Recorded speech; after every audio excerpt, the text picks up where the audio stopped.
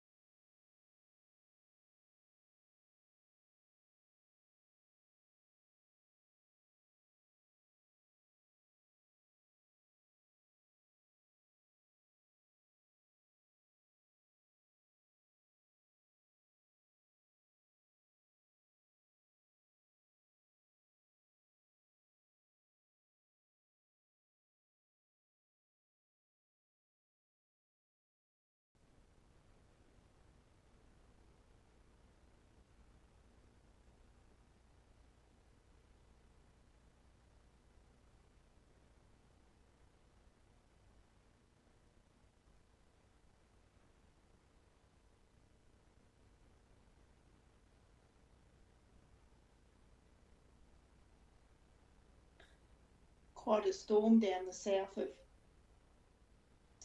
of Springsure this morning. I came to town early, but I might not get home. I'll have to camp out. Oh, is it good rainfall, Councillor Rolfe?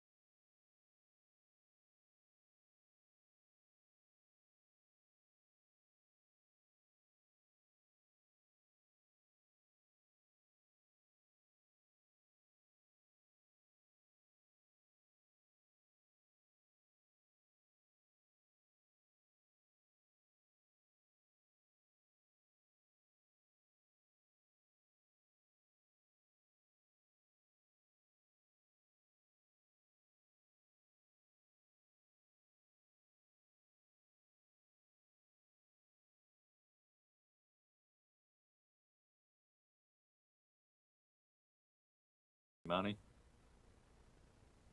Are we right? We're right, Mr. Mayor. All right, thank you, Marnie. All right, good morning, everyone, and welcome again.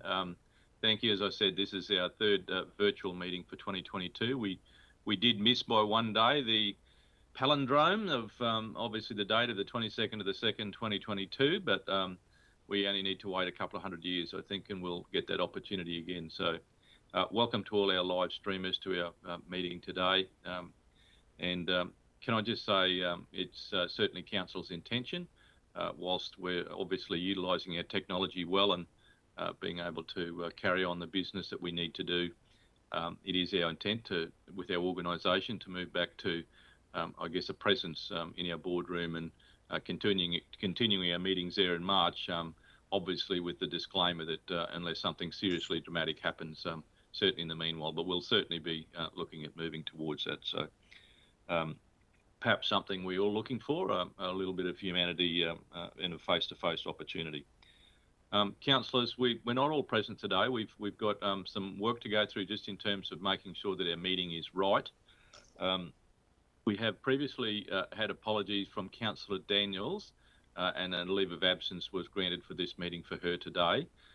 We had previously had a leave of absence from Councillor Moriarty, but due to her ongoing commitment to certainly her family and a medical emergency in her family, she has requested leave of absence for these meetings going forward, couple of meetings going forward. So we are certainly at this stage asking for a leave of absence for today and the meeting of the 9th of March. So councillors, just a little bit to get through there. Before I do that, is there any other leaves of absences required going forward as well?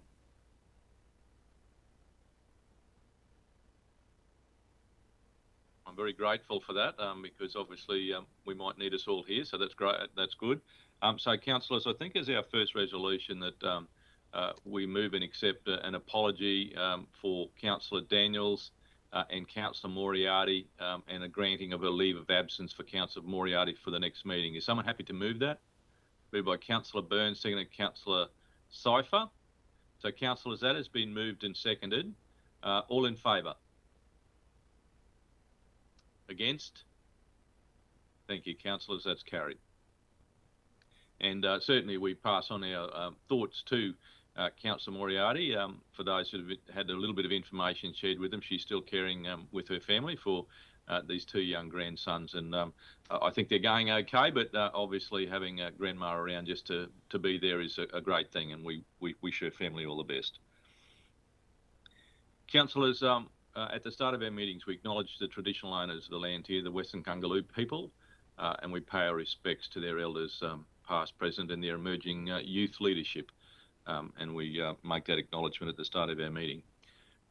Councillors, today it's probably, as you know, and you will have seen through certainly some correspondence, perhaps a sad duty for us today, but one which we should observe, and that is the recent passing of a long-time Central Highlands Regional Council employee and Emerald Shire Council employee, Debbie Gibson, who is known to, I guess, probably some of the older heads in this building, but certainly Debbie started her work with the the Emerald Regional Council back in 1988. So I guess Debbie could have considered her probably almost in the wise scholar part of our business here for a long time. She spent obviously over 20 years here of service continuously, starting as an administrative in an administrative role here, and then working her way through obviously some very important roles with infrastructure, working very closely with Calder Whiskey, for those that you can recall Col, and working particularly in his infrastructure team and at the airport. Deb obviously in that time had a family and obviously had some changing roles there, took a bit of a break away from council and took some other roles, shared a little bit of time at the Central Highlands Development Corporation, and then came back into council working in Jason's area there, certainly in the heavy vehicle area, particularly for those staff members, for her friends that knew Debbie. She was an absolutely stickler for detail, a determined and dedicated worker. Her task was to do it and to do it well. The great thing about Deb was that she was always willing to help those people around her to make them better, and always to be part of a team. And as I suppose this photo that we look in front of us today, see, there was always that smile that certainly turned a room when she certainly blessed us with her presence. Her whole life has been spent with her basically partner Eddie and her young family that were back here for her sad passing some weeks ago now. But we take this opportunity just to reflect on Deb's life just for a minute this morning, for her service, for her great personality, for the great person she was, and a life that was probably taken just a little bit too soon. So we might just reflect on her just for a moment.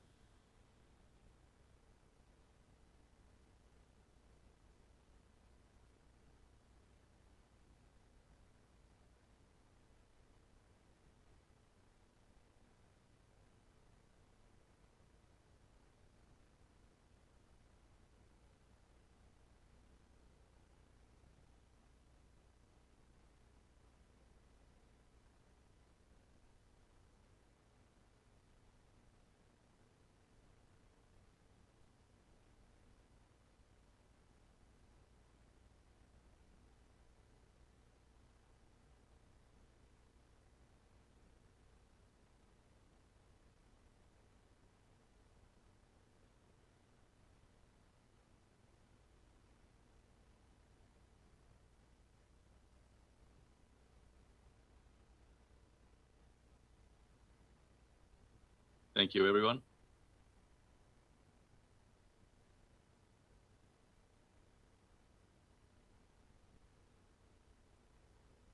Councillors, we'll move now to our agenda for today. And obviously, councillors, we'll, if we can, just take some flexibility there in terms of the timing. We'll try and make a break to our agenda around 10:30, just for a short break and to get away from the screens for 15 minutes. And hopefully we'll get our business sometime around lunchtime, and we'll make some calls around perhaps when we break there. Councillors, the confirmations of that previous minutes, our General Council meeting of the 9th of February. Is someone happy to move those, please? Moved by Councillor Brimlacombe, seconded Councillor Burns. We'll just run through those, councillors, if you don't mind, please, if there's to make sure that that's an accurate record of those proceedings.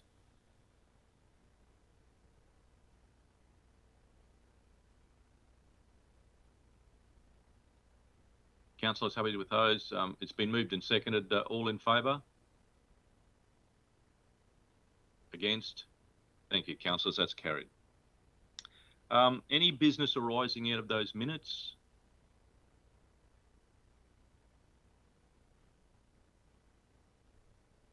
All good. I think that mechanism of recording those resolutions and updating those has been good.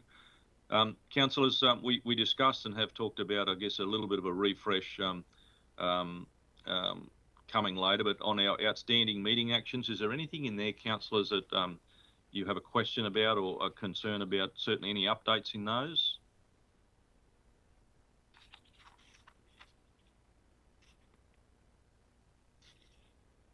All good, thank you. And as I was just about to mention, in terms of upcoming agenda items, rather than, I guess, the reference to those at each of our meetings, there is probably just a reflection on that process and policy that we have. So if councillors need to bring those forward, and certainly or seeking further updates, we now have that mechanism in place, and that review and refresh certainly allows us to obviously bring forward things that we need to talk about, or maybe add additional information to items we're considering. So is there anything else in there that anyone had a comment about? We're all good?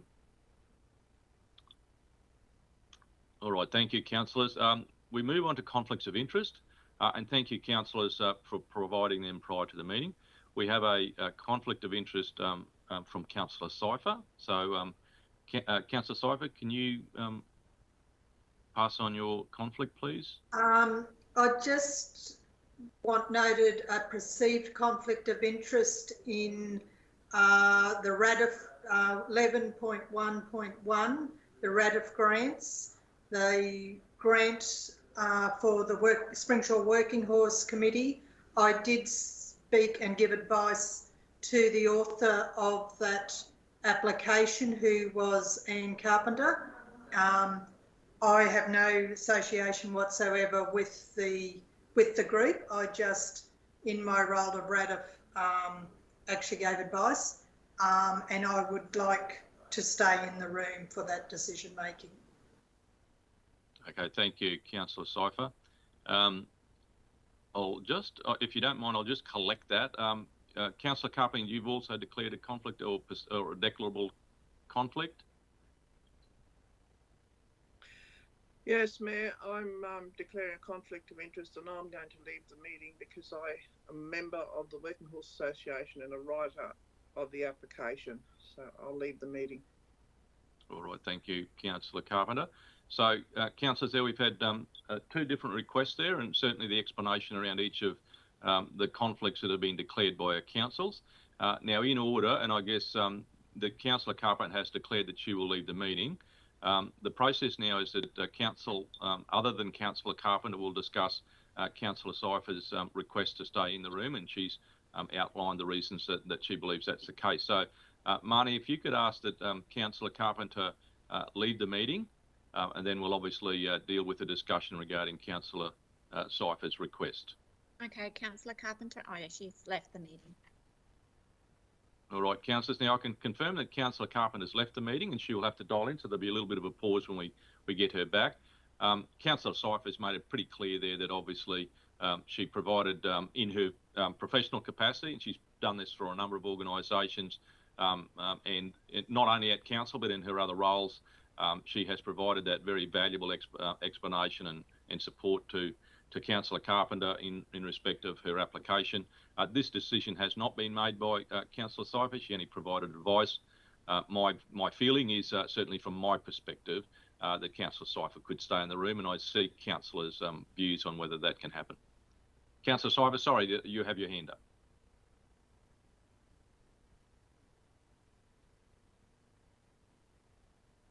Councillor Curtis?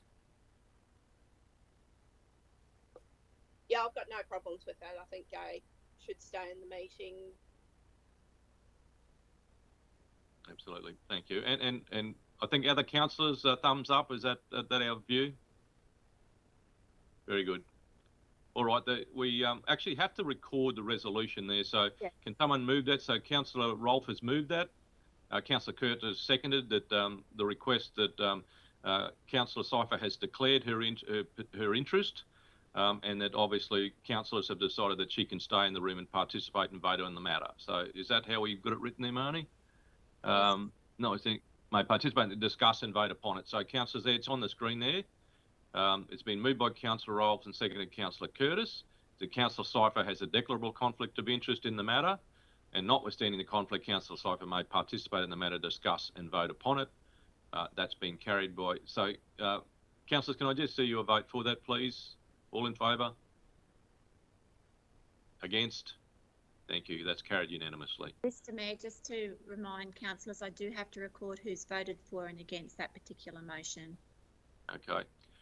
So obviously, in this instance, it's unanimous of the councillors that are remaining in the room.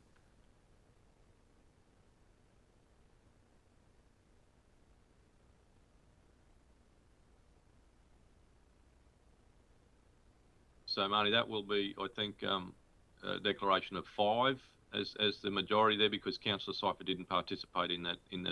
Sorry, Councillor Cypher didn't participate in that vote. All right. All right. Now, can we ask? Well,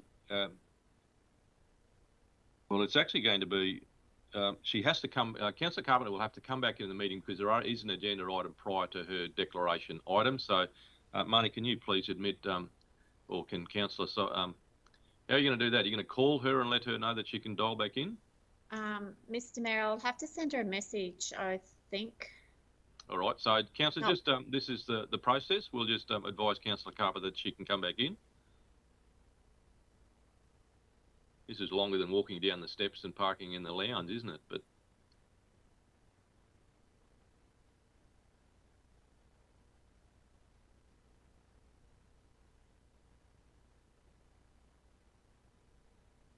She's going to be very annoyed when we actually only talk about petitions, which we probably don't have, and then she's got to leave again. But we will follow this process, councillors.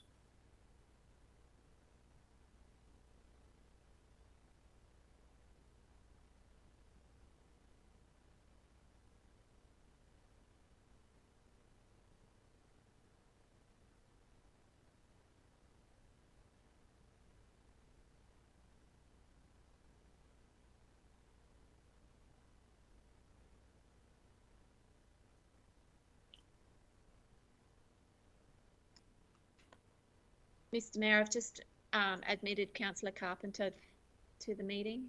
All right. Okay, well, I just need to do that check again, councillors. Councillor Carpenter, can you see and hear us? Yes, I can. Thank you.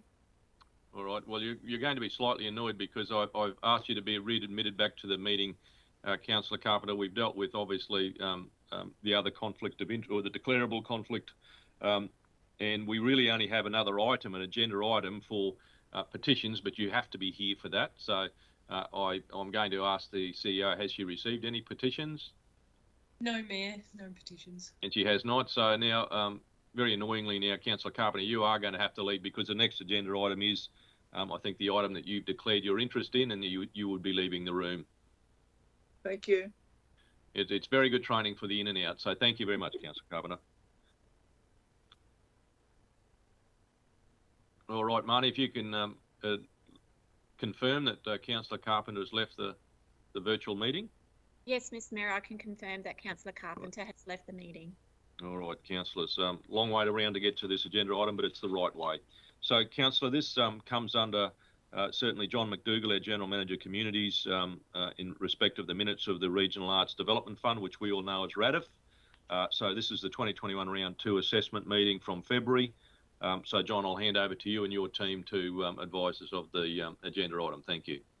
Thank you, Mr. Mayor. Good morning, councillors. Through the chair, the Regional Arts Development Fund, known as RADF, is a partnership between Central Highlands Regional Council and Queensland Government via the Arts Queensland process.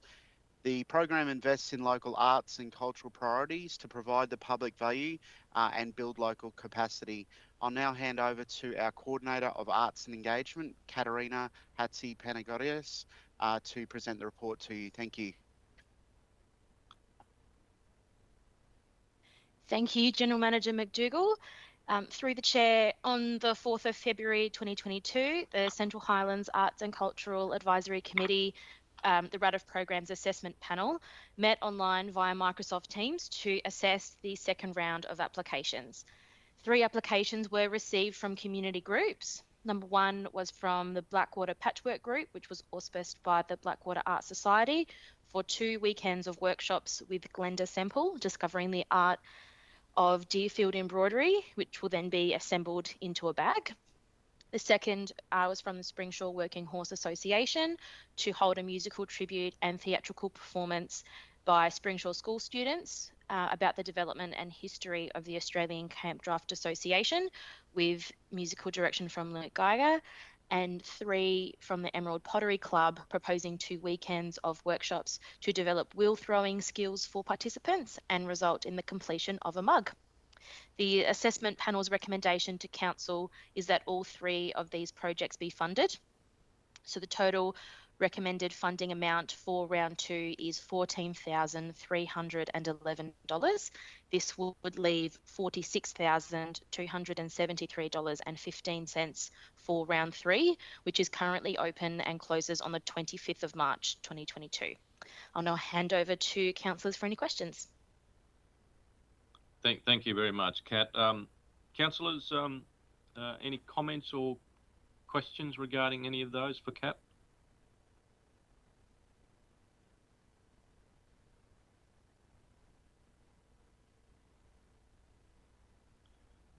Kat, I just might ask a question. Is normally, do we have a few more than that, or is it probably that's a little bit on the lighter end?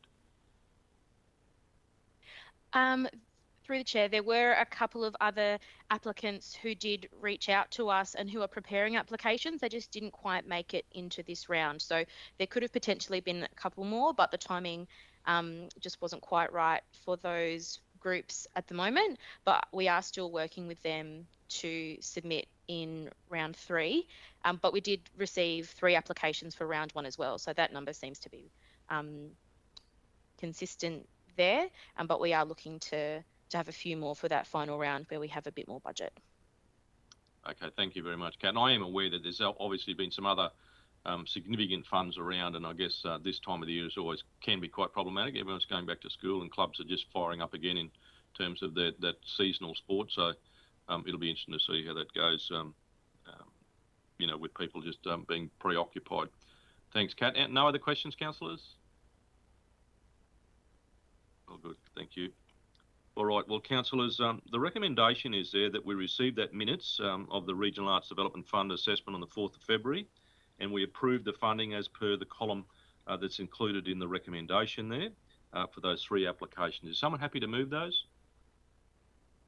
Moved by Councillor Curtis, seconded Councillor Burns. So, councillors, that's been moved and seconded. All in favour? Against? Thank you, councillors. That's carried unanimously. Thank you very much, John. Thank you, Kat. Thank you. All right, councillors, we'll ask, Marnie, if you could ask Councillor Carpenter that she might be re-entered into the meeting. Mr. Mayor, Councillor Carpenter has rejoined the meeting, but her screen's not on. Yes, it is. All right, I'll just do the check. Councillor Carpenter, can you see and hear us?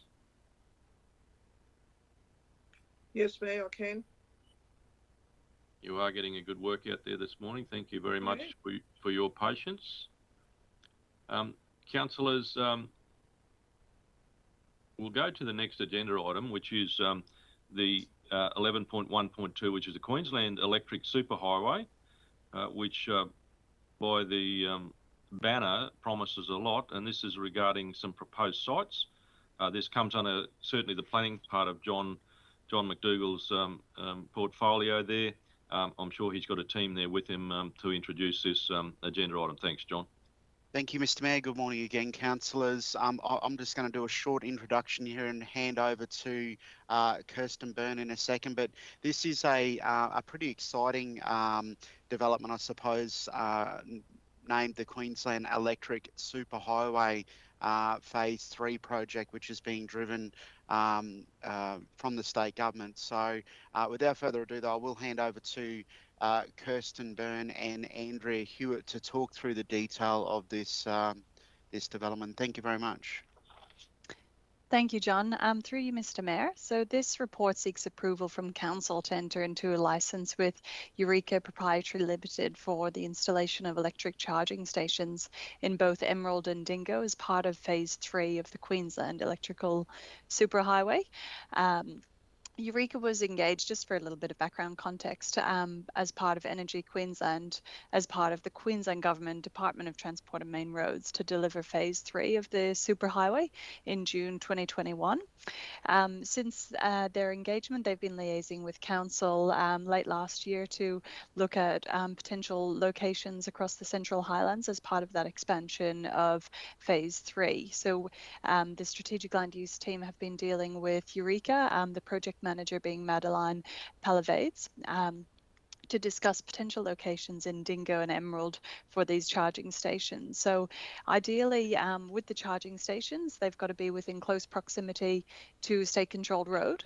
They've got to be close to an existing distribution transformer substation for network capacity reasons and minimise the impact of refurbishing of the existing network.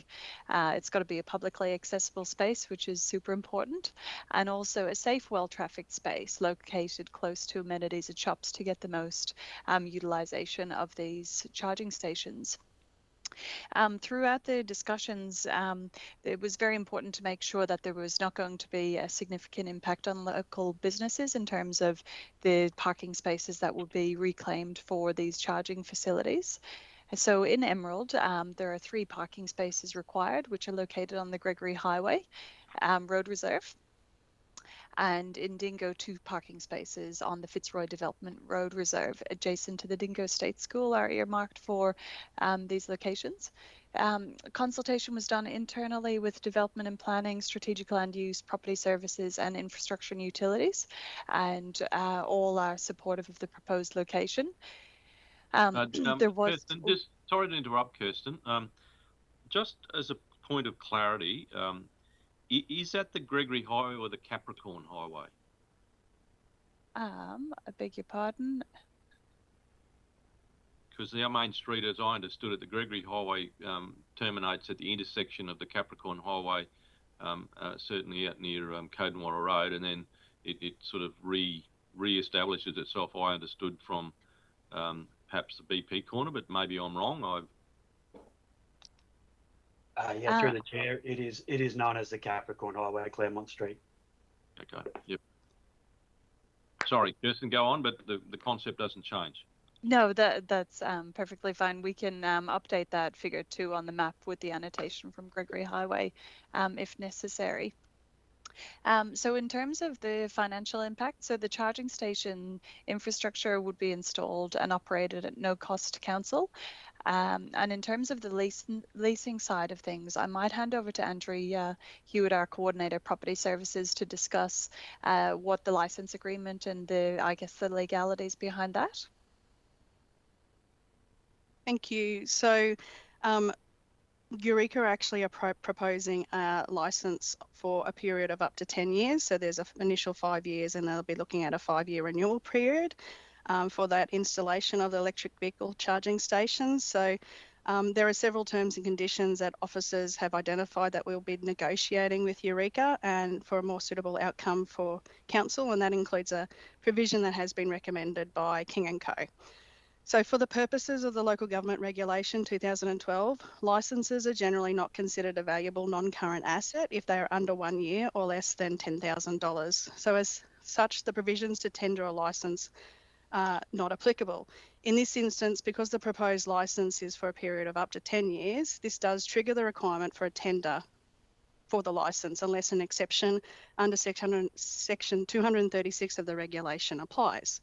So in this instance, council has confirmed with King & Co that the proponent does meet the criteria for a government agency as defined by the regulation, but to apply the exception, council needs to apply a resolution. So that resolution proposes to approve the application of the government agency exception and delegates to the Chief Executive Officer to undertake all the due diligence and negotiations of the terms and conditions of the licence and enter the licence subject to those due diligence checks and negotiations.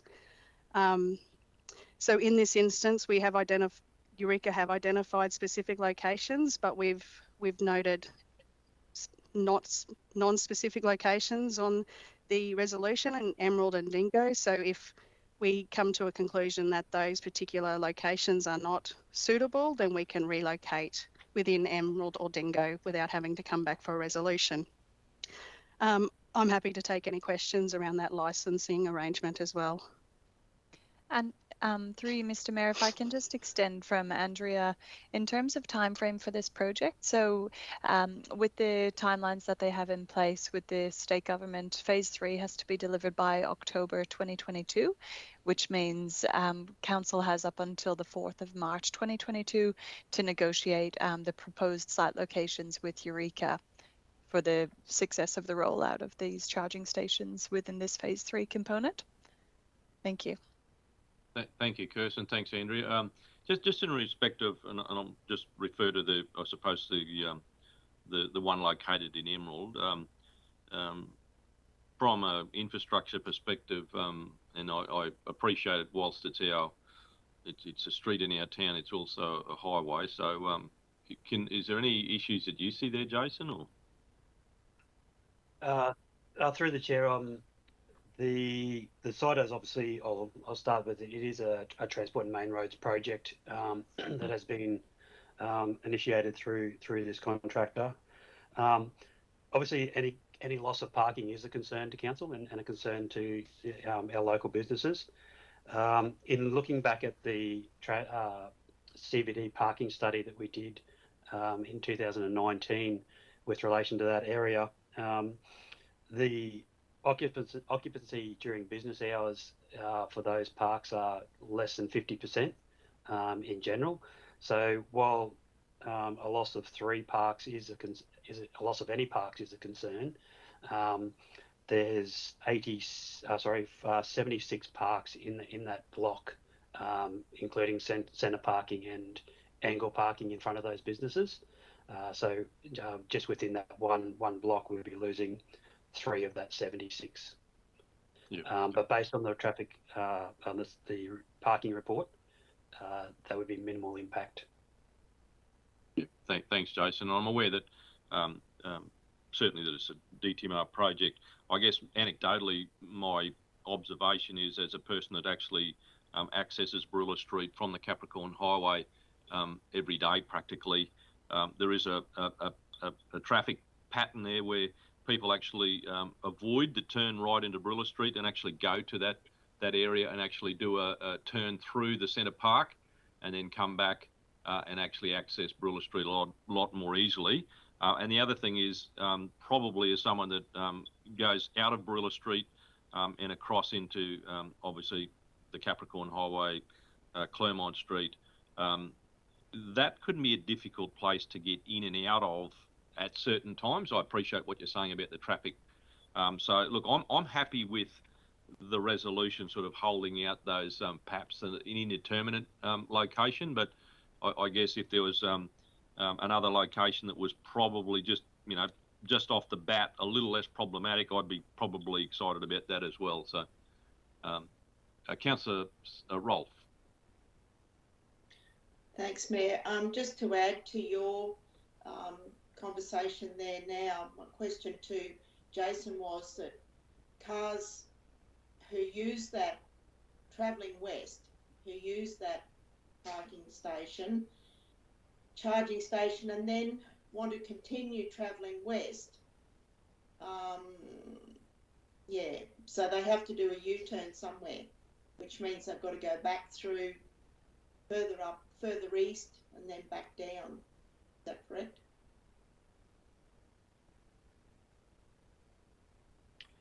Through the chair, yeah, that's right. So if the vehicle was travelling west, they would need to leave the park, and the first available location would be the roundabout down near the Nagoa River Bridge.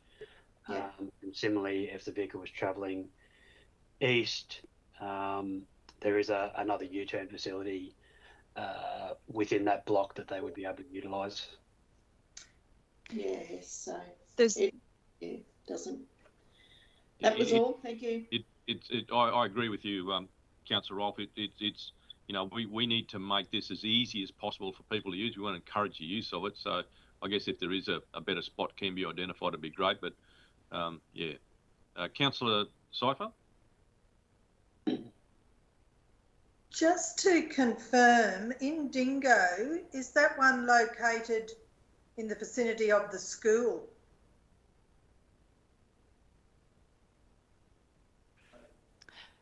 Through you, Mr. Mayor. So it's located in the vicinity of the school opposite the area. I think in terms of the parking, it would be taking up areas within that school zone. I have other concerns about it being located near a school. It takes up to half an hour or more to charge a vehicle. Anybody could be there. I mean, I know anybody can go there at any stage, but to have a car parked there for over half an hour who is travelling possibly through our region, we don't know who they are. I just feel there could be a child safety risk having one located close to a school. Thank you. Councillor Rimmelscombe. Just in relation to Dingo, I know there's been problems with three-phase power there. Has that site got the required power that they need for the site? And there's also redevelopment happening along on that, not next to the school, but on, I'm trying to think of the name of the street, sorry. Normandy Street, there's been a proposal for the redevelopment of that area. would that also cover that area as well? So, thank you. Councillor Rolfe. Thanks, Mayor. Yeah, just to go on from Councillor Brimbacomb's there for Dingo, if the fencing and you know, tourism parking goes ahead on the inlet from Normby Street, there is a section there within right near the corner that maybe could be used more effectively for charging. It's still close to where they've got it now, but it'd be probably more accessible for the tourism industry.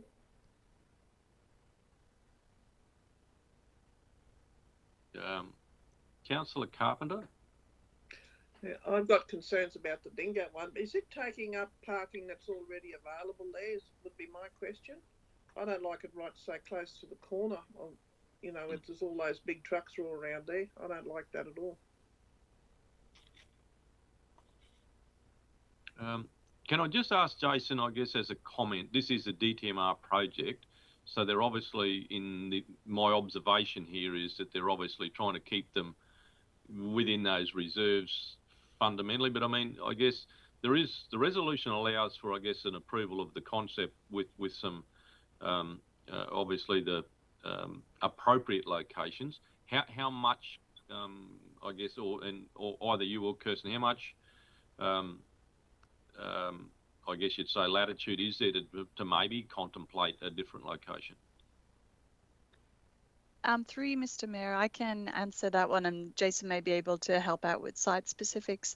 There is definitely time for us to choose alternative locations. So this is what was proposed by Eureka initially with their consultation with TMR as part of the project. So they were essentially the most suitable sites that fit the brief that they needed for the charging stations in both those Emerald and Dingo locations.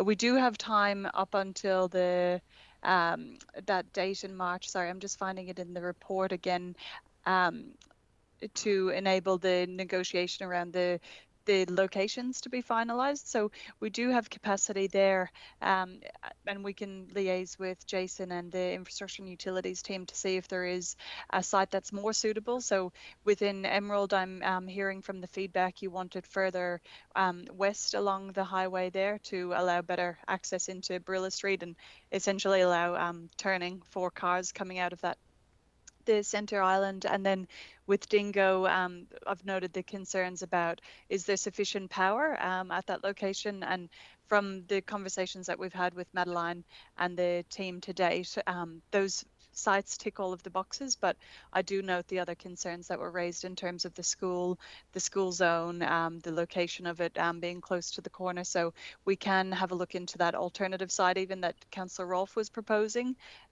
So yeah, there definitely is latitude to look at different site identification. Thanks, Kirsten. I guess that probably answers the question, because I think I'm going to gauge, I guess, what Council's interest in certainly approving, obviously, the concept of having the two stations, but clearly, I guess, we're sort of saying that whilst there is that provision there for appropriate locations, just to be comfortable that there is, an opportunity to, voice the fact that there are concerns about them, and just how we might be able to, it's not going to be a hardball and say, well, that's it, we're either going there or we're not, would sort of, I guess you'd say, isolate the resolution a little bit. So I know the CEO has a comment there, Sharon. Thank you, Mayor. So just to clarify, with the Mayor's question about what capacity we have to influence the location given it's a TMR road, Kirsten, you answered that we have time, but do we have the power to influence the location? So in other words, it's their road. If we are consulted with about the location, and are we able to ultimately influence that other than asking? is the question. Thank you, Sharon. I believe the answer is yes to that. I can confirm with Madeline after this. We had sought a deputation with Council yesterday to run through this in terms of having this discussion, but I can certainly take that question on notice, contact Madeline and get back to Council by the end of the meeting today, just to make sure that if we do have a more preferred location, that is something that will be able to be negotiated. We do have up until that March a 3 deadline date to be able to make any changes to the proposed location. So I expect the answer is yes. Thank you. And I'd suggest that we need to check that with TMR, not just with Eureka. So thank you. Absolutely. And the other thing is just for Marnie with the minutes, if we could just have the minutes record that correction that the Mayor pointed out with his point of clarity, just to indicate that the notation in the report referring to Gregory Highway is actually referring to Capital Highway. It doesn't change the resolution, Mayor, just a correction in the minutes so that the report is corrected. Thank you, CEO. Councillor Brimmelcombe? Just a further question with the Dingo one. It's access with vehicles turning into that area. Is there enough room from that corner for them to turn into that corner, or again drive out of that area from that charging point close to that corner, so which is next to school? Thank you. Thank you, Councillor Brimmelcombe. Well, look, councillors, in terms of the recommendation there, and being mindful, I guess, certainly of the timelines, but not being too expedient that we miss out on, I guess, having the opportunity of perhaps getting those concerns recognised. Is that still appropriate wording, or did you want to, I guess, as a resolution, it's got to, I suppose, mean something. So the first part of it says that we approve the application of the government agency exception, which is fine, to enter into a licence with Eureka, and obviously it's the last part of that that's the important part, at appropriate locations in Emerald and Dingo. I'm just wondering how, given your questions you've asked, how we just make sure we protect ourselves, that the delegation is there to the CEO to undertake that due diligence and negotiate the terms and conditions of that licence, but that's not necessarily sort of, I guess, recording our concerns. So, in a way, how are we going to sort of change that? Is there any wording you'd suggest, CEO? Oh, I would suggest, Mayor, that the wording gives me as the officer negotiating the power to, well, council, insofar as council can give me the power to negotiate the appropriate locations. Yep. So it's worded in such a way that I'm only got permission from council to enter into this licence if the locations are appropriate. So I'm only authorised if the locations are appropriate, taking on board your feedback and that from technically from General Manager Infrastructure and Utilities. So I'd suggest that the wording is as far as we can go in terms of council's power, and then I will chase it through with the Manager Planning and Environment, Eureka and TMR to make sure that we negotiate appropriate locations. All right, thank you, Sharon. Well, look, councillors, I'm suggesting that's, and thank you to Kirsten for obviously writing it in such a way that gives us that opportunity. So if you're happy with that, is someone happy to move that resolution? Moved by Councillor Brimmelcombe, seconded. Councillor Carpenter. So, councillors, that has been moved and seconded, the two parts, certainly about the approval and then the delegation. All in favour? Against? Thank you, councillors. Carried. Thank you, Marnie. That was a unanimous decision, so that's the record there. Thank you very much, Kirsten, and thank you, Jason, for your input and our CEO. And clearly, it's that's the first, I guess you'd say, very obvious extension of certainly electric charging into our region. Councillors, we move on to the corporate services area of the agenda, 11.2.1, which is a monthly financial report. Our General Manager, Margaret Gatt, will introduce that agenda item with her team. Thank you, Margaret. Thank you, Mayor Hayes. Good morning, councillors. Without further ado, I'll just hand straight over to our Manager Finance, Vicky, to take us through our monthly finance report. Thanks, Vicky. Thank you, Marg. Good morning, councillors. Through the chair, I present the January finance report. The purpose of this report is to provide a monthly update on Council's overall financial position in accordance with the local government regulation. It provides a snapshot of Council's financial position and performance to budget for the period ending 31 January 2022. The key focus of the report is to detail variances to budget and highlight additional information of interest to Council. The report is divided into 6 key components, being the 3 financial statements, analysis of capital works program, business unit results, and a summary of procurement activities, which include the local buy information. The statement of comprehensive income is provided at attachment 1. It details income and expenses reported during the period. The January result was an operating deficit of 4.7 million, reported against a budget deficit of 2.3 million, an unfavourable variance of 2.4 million. The year-to-date net result, including capital, is a surplus of 5.7 million. This is against a budgeted surplus of 2.6 million, which is a favourable variance of 3.1 million. Key variances are due to the following. Revenue is lower than budget by 1.6 million, mostly due to the timing of works under the Roads Maintenance Performance Contract program, and it's offset by increases in revenue in commercial activities. An increase in operating expenses of approximately 80,000 is mostly due to additional materials and services for water utilities. The capital program actual expenditure to 31 January is 20.1 million against a full budget of 61.5, representing a year-to-date spend of 32.7% and approximately 6.5 million below the budgeted cash flow for this period. This is due to delays in works, largely due to weather conditions. When commitments are included, the capital spend increases to 45.9 million, representing 75% of the total budget. Council's cash position at 31 January is 73.38 million and trade and other receivables is at 44.7 million. Also presented are the operating and income expenses for the 4 business units. The airport unit has recorded an actual operating surplus of 815,000 against a budgeted surplus of 821,000, a variance of approximately 6,000. Materials and services include a legacy expense for the airport project, the airport hub project, which has been provided for in BR2. The sale yard unit has recorded an actual operating deficit of approximately 23,000 against a budgeted surplus of 35,000.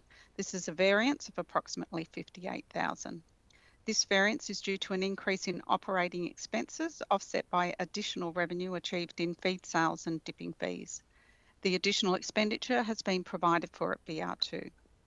The waste unit has recorded an operating surplus of 1 million against a budgeted surplus of 886,000, a better than expected result by 122,000 due to additional revenue from refuse disposal and waste levy fees. The water unit has recorded an actual operating surplus of 1.3 million against a budgeted surplus of 1.64 million, a variance of 338,000. This is largely due to additional expenditure in materials and services due to higher maintenance costs, offset by decreases in employee benefits and internal plant hire.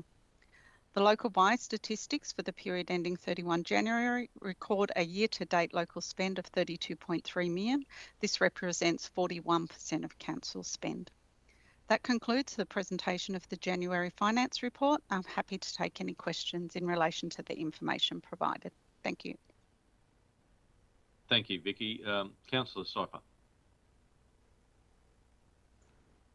Overdue rates, they're huge. What are we doing? Like, are we trying to collect some of that money back, or what's our process there to get some of that revenue back in? Yes, through the Chair, Councillor Syper, we have issued reminder notices on general levies, and we're about to issue reminder notices on water notices.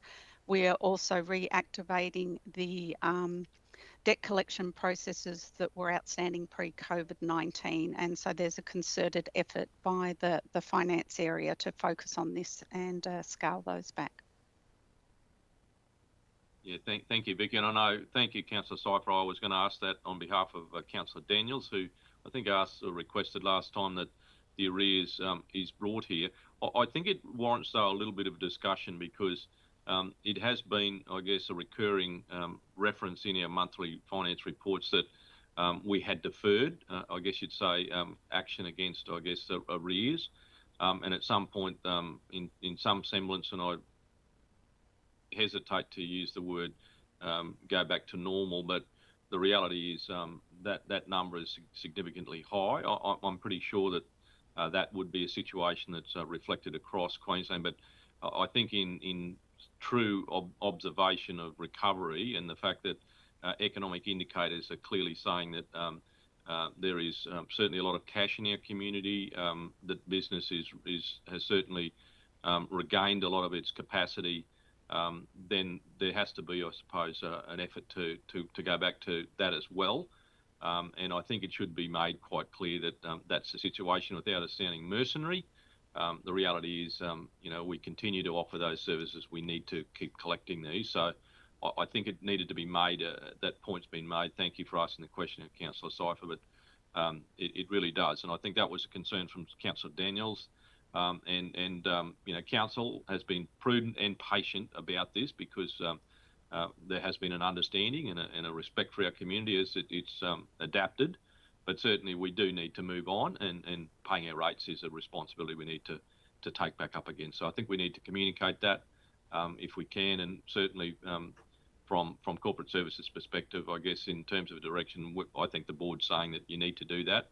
And we need to, I guess, be in a sensible way, but a sensible communication about obviously that fact, amongst another lot of facts, which is the fact that our grants are declining. That there's certainly a set of economic circumstances that's going to make it hard for council to keep delivering services, and we need that responsible sort of partnership with our ratepayers, and that's to make sure we keep doing that. So, Margaret, did you have your hand up? I did, Mr. Mayor. I just took it down. I was just going to concur with your comments, but just again, as you've said, it's not that we were resting on our laurels. It was literally still the decision around the impact of COVID. But we will communicate with our community, in particular around the impacts on the grants, as you've just said, but then also our responsibility to, or the community's responsibility, and our responsibility to support them to pay for their rates. So we'll develop a communication strategy on that immediately. Thank you, Margaret. Councillors, other questions?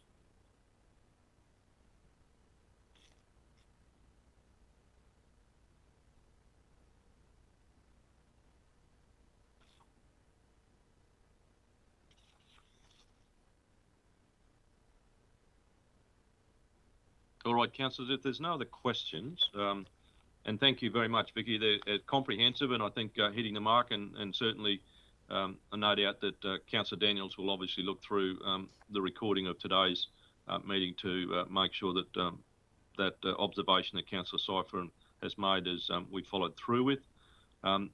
Councillors, the recommendation there is to adopt the monthly financial report for the period at 31 January. Is someone happy to move that? Moved by Councillor Carpenter, seconded Councillor Curtis. So, councillors, that recommendation has been moved and seconded. All in favour? Against?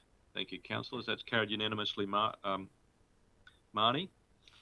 Thank you, councillors. Thank you, Vicky, and thank you, Margaret. Councillors, and those same officers will stay, I guess, in place for 11.2.2 on our agendas, which is the budget review too. So, Margaret, if you want to lead us off again there, thank you. Right, thank you, Mayor Hayes. Councillors, again, I'll just hand directly over to Vicky to take us through our budget review too, as per our workshop that we had a couple of weeks ago. Thanks, Vicky. Thank you, Mark. Good morning again, councillors. Through the chair, I tabled the second budget review for the 21-22 budget for adoption. I will take the report as read and welcome any questions you have. The budget review processes are undertaken at least 3 times a year in line with Council's budget policy. The second budget review accounts for changes since BR1, which was adopted in November 2021. The changes in BR2 resulted in an increase to Council's operating surplus of $77,000 and an increase to the Capital Works program of approximately $3 million. The key adjustments in BR2 are as follows. Revenue items included an increase to operating grants of $269,000, an increase in fees and charges revenue of $414,000, an increase in interest on overdue levies of $200,000, an increase in sale yard revenue of $183,000, and an increase in airport revenue of $51,000. Amendments to expenditure items included increases to materials and services for airport and sale yards of $644,000, increases in water utility maintenance costs of $300,000, and increases in contractors' costs of $370,000. These adjustments increase the BR1 position from a surplus of $886,000 to a BR2 position of a surplus of $963,000. The report tables the movements in more detail and provides key movements by department and business unit. The proposed adjustments for the capital program of approximately $3.075 million, increasing the capital program from $61.5 million to $64.6 million. Key changes include new project for the purchase of land adjacent to the sale yards for approximately $500,000 plus costs, new funded roadworks projects of $2.5 million, and prior year program expenses adjustments of $6,000. The long-term financial plan has been updated in line with the proposed amendments and includes measures of financial sustainability, which are detailed in Attachment 1 and demonstrate Council's continued sound financial position. The operating surplus ratio and net financial liabilities ratio align with the benchmark for the 10-year period. The asset sustainability ratio meets the benchmark in all years except 2021-22 and 2026-27 financial years. Council's ratios against this benchmark are considered appropriate based on its historical approach to renewal funding, which has maintained the good condition and service levels of Council's predominantly long life assets. In accordance with Section 169 and Section 170 of the Local Government Regulations, I recommend Council to adopt the amendments to the budget and the associated statements and reports as tabled. Thank you. Happy to take any questions. Thank you, Vicky, for obviously that commentary on the budget review. Can I just make a comment, please? Certainly to kick this off. It is really, really helpful and useful, and I think in terms of the concept of budget review and how we've managed to utilise that opportunity through the financial year, but certainly having the original budget there in the left-hand column is useful in terms of, I suppose, a discipline about making sure that whilst we do have the mechanism, that it doesn't become certainly a laurel rather than I suppose you'd say the discipline of actually trying to stick to our original budgeting process. So I really appreciate that. Rather than, I guess, the reference back to the previous review gives us a little more perspective on the year. So I'm thankful for that. So Councillor Brimblecombe. Mic on. Just on page 55, I think it's probably the wrong word used on the last line on operating budget amendments. It's surplus of 886, and I suspect it should be 1,000, not million. Through the chair, yes, that's correct. Sorry, apologies for that error. Million, but I think it's 1,000. Thank you. You had us all excited there, Councillor Brimblecombe. Would make it a lot easier for all of us. But anyhow, any other questions, councillors? All good? Thank you. Well, look, councillors, the budget review, there's the recommendation is there that we, in accordance with sections 169 and 70, the Local Government Act, we adopt the amendments to the budget, including the Statement of Comprehensive Income, the measures of financial sustainability, the Statement of Financial Position and the Statement of Cash Flows, as well as a Statement of Changes in Equity in the Capital Program for 2020-21. 2021. So, Councillor, someone happy to move that? Moved by Councillor Brimblecombe, seconded. Councillor Carpenter. So, councillors, that resolution has been moved and seconded. All in favour? Against? Thank you, councillors. That's carried unanimously. Thank you, Marnie, for that, recording that. All right, thank you, Marg. Thank you, Vicky. Councillors, 11.2. Yes, sorry. Sorry. Sorry, Sharon. That's okay. Marnie, can the minutes please just record that correction as well that Councillor Brimblecombe pointed out? So on page 55 under operating budget amendments to change million to .000. Or at least find those other millions of dollars, Marnie. So, no, appreciate that. Thank you for the correction, CEO. Councillors, 11.2.3 is the minutes of the Audit Committee meeting. This sits again under our General Manager, Margaret, if you'd like to lead off on this report. Thank you, Mayor Hayes, and again, good morning, councillors.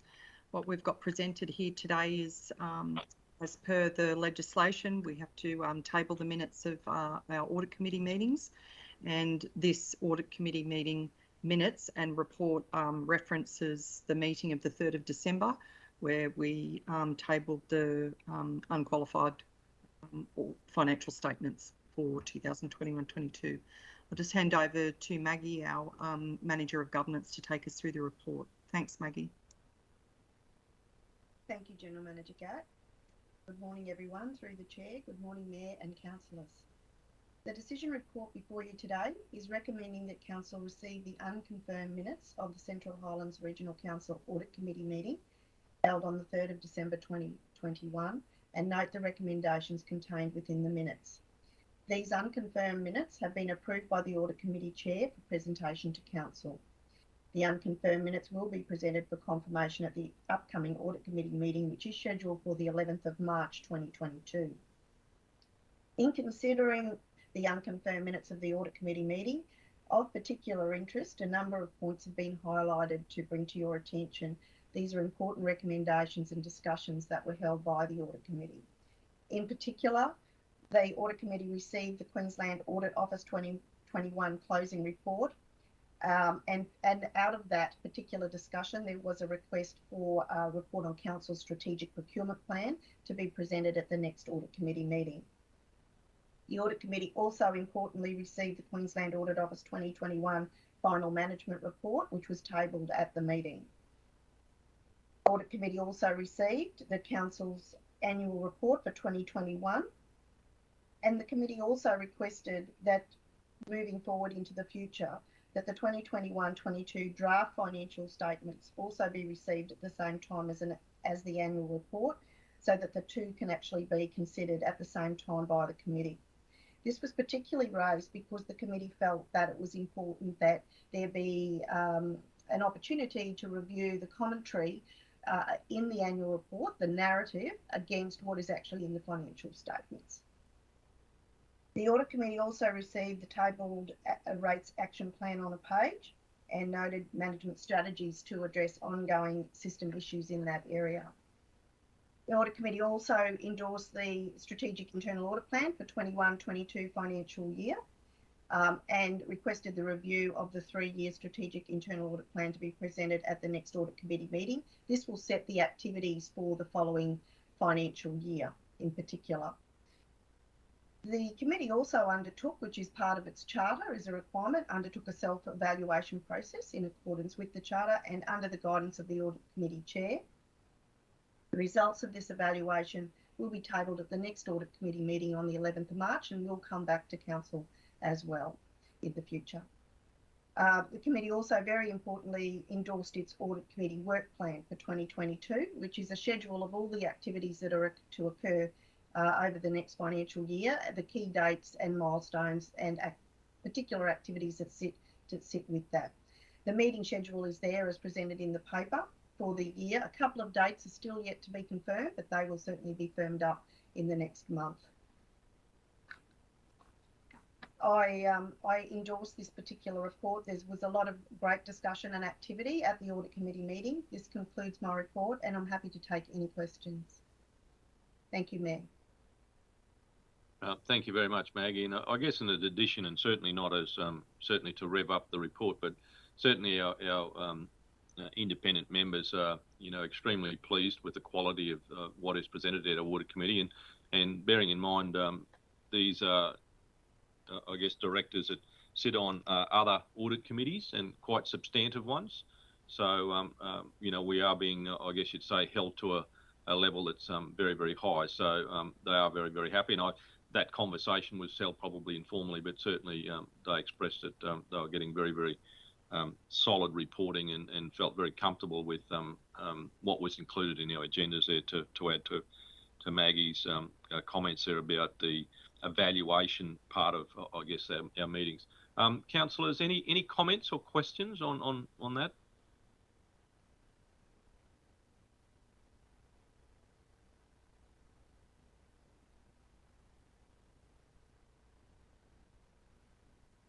All good.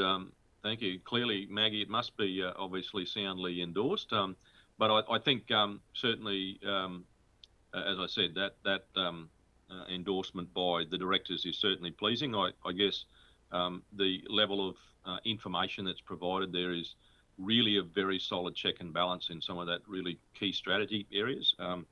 And certainly in terms of risk, we do get very, very good service, from this external view.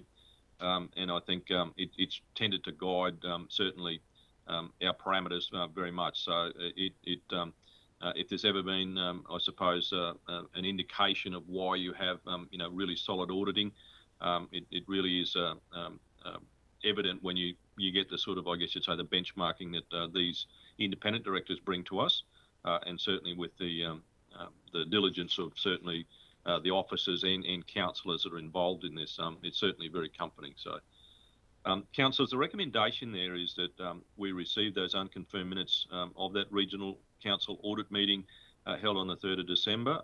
Is someone happy to move those? Moved by Councillor Rolfe, seconded Councillor Burns. So, councillors, that's been moved and seconded. All in favour? Against? Thank you, councillors. That's a unanimous recommendation endorsement as well. Thank you, Marnie. Thank you very much, Maggie, and thank you, Margaret. And I suspect those two officers stay in their spots because 11.2.4 is in relation to Local Government Remuneration Commission report. And you almost feel like all of us have got to declare an interest and go, but anyhow, that's not the case. So let's hear that report. Thank you, Margaret. Thank you, Mayor Hayes. I'll just hand over to Maggie to take us through the outcome of the Local Government Remuneration Commission report. Thanks, Maggie. Thank you, General Manager Kat. Through the Chair, good morning again, Mayor and Councillors. The decision report before you today is recommending that Council receive the determination regarding remuneration schedule as found in the Local Government Remuneration Commission Annual Report 2020-21, which shows an increase to the maximum remuneration levels by 2%. The report is attached to the particular decision paper here, to decision report, so I will take it that you may have read that, or it is there for your information. 2, the other decision we're asking is to adopt the remuneration schedule as found in the report for the Mayor, Deputy Mayor and Councillors, with the maximum amount of remuneration to apply from 1 July 2022. The Local Government Remuneration Commission was established on the 3rd of December 2018 under the Local Government Act 2009 to provide a range of functions, one of which is to decide the maximum amount of remuneration payable to councillors in each of the categories that the Commission has established for local governments in Queensland. On the 30th of November 2021, the Commission concluded its determination of the levels of remuneration for mayors, deputy mayors and councillors. The Commission has determined to increase the maximum remuneration levels for mayors, deputy mayors and councillors by 2% from 1 July 2022. The remuneration schedule is presented in the decision report on page 83 of the council papers. It's important to note that under the Local Government Regulation of 2012, Council is required to pay the maximum amount of remuneration payable to a councillor under the Remuneration Schedule unless the local government, by resolution, decides the maximum amount is not payable. If the local government decides that the maximum amount is not payable, the local government must decide the amount of remuneration that is payable. Council has therefore the choice of accepting the Commission's determination or resolving to pay a lesser amount. On looking at previous resolutions over previous years, Council has usually adopted the determination made by the Commission. On this basis, it is recommended that the remuneration schedule as determined by the Commission be adopted from 1 July 2022. This concludes my report and I'm happy to take any questions. Thank you, Maggie. Councillors, well, I'll take this report as read. Obviously, there's some, I appreciate very much the detail in the background and the certainly the determination that the Commission used there. It is nice to see what criteria that the certain commissions use in determining things. It's good to see it up front, but that's not always the case with some of their commissions. But councillors, questions or comments to Maggie or Margaret?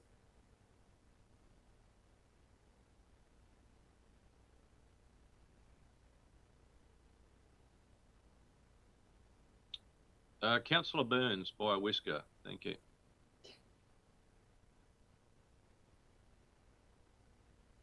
Yeah, just make the comment that it's still within the inflation rate, probably a little bit below the inflation rate actually at the moment. So not too bad, rise. Thank you, Councillor Burns. Councillor Cypher? Yes, I certainly support it. I think that I think we actually didn't accept an increase either the last time or the time before. I think we have stalled on an increase. But I think, you know, for what we do, and if you want to have quality people sit on council, you can't pay peanuts. So I certainly support this increase. Thank you, Councillor Cypher, and I guess I pause to allow councillors to make those comments. I consider it, you know, quite frankly, a minimum in my view in terms of the workload that you will carry, and I guess the Commission is very mindful. I think in terms of the very clear, I suppose, direction we try to give to our community in terms of being patient and understanding of the prevailing economic climate. We did what we thought was right last time, and obviously through things like the discussion about rates today, we show our community that we're prepared to hold hands with them, and obviously in this instance, as we move to a recovery and moving on, this is appropriate. But you know, we have over a number of years indicated we sit in quite a unique banding in terms of the remuneration.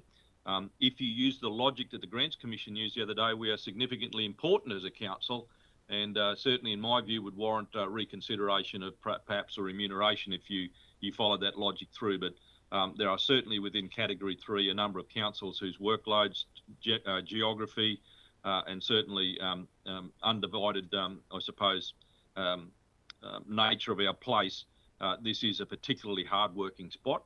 And I'm certainly encouraging you to adopt this recommendation today. So, councillors, any other questions? Maggie. Thank you, Mayor. Through the Mayor, I just wish to quickly respond to Councillor Cypher comment. Councillor Cypher, you are correct. There was 1 year in 2018 when we actually did pause, and you did hold over a decision on that until you looked at the salary increases for staff. So that was a year, and then it did come back. It went into January's papers, and then it came back in early March, and it was adopted as the maximum remuneration rate. So just to confirm that, you are correct. Thank you. Thank you, Mayor. Thank you, Maggie. All right, councillors, we'll look at the risk of self-indulging ourselves. The recommendation is there that we receive the determination regarding that remuneration schedule.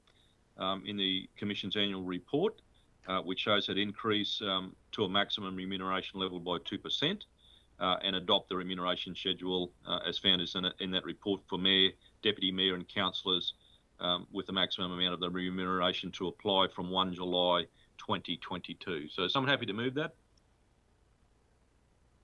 Councillor Brimblecombe, seconded Councillor Cypher. So councillors, that recommendation has been moved and seconded. All in favour? Against? Thank you, councillors. That's carried unanimously. Thank you very much for that discussion, councillors. Our agenda now takes us to customer and commercial services. We have an acting manager in Solomon Kloppers. He'll present this report on the disposal of lot 306 on B9592, location of Bohemia. And he has with him, I think, Andrea Hewitt from our services team, property services. I'll hand over to you to Solomon to introduce this agenda item.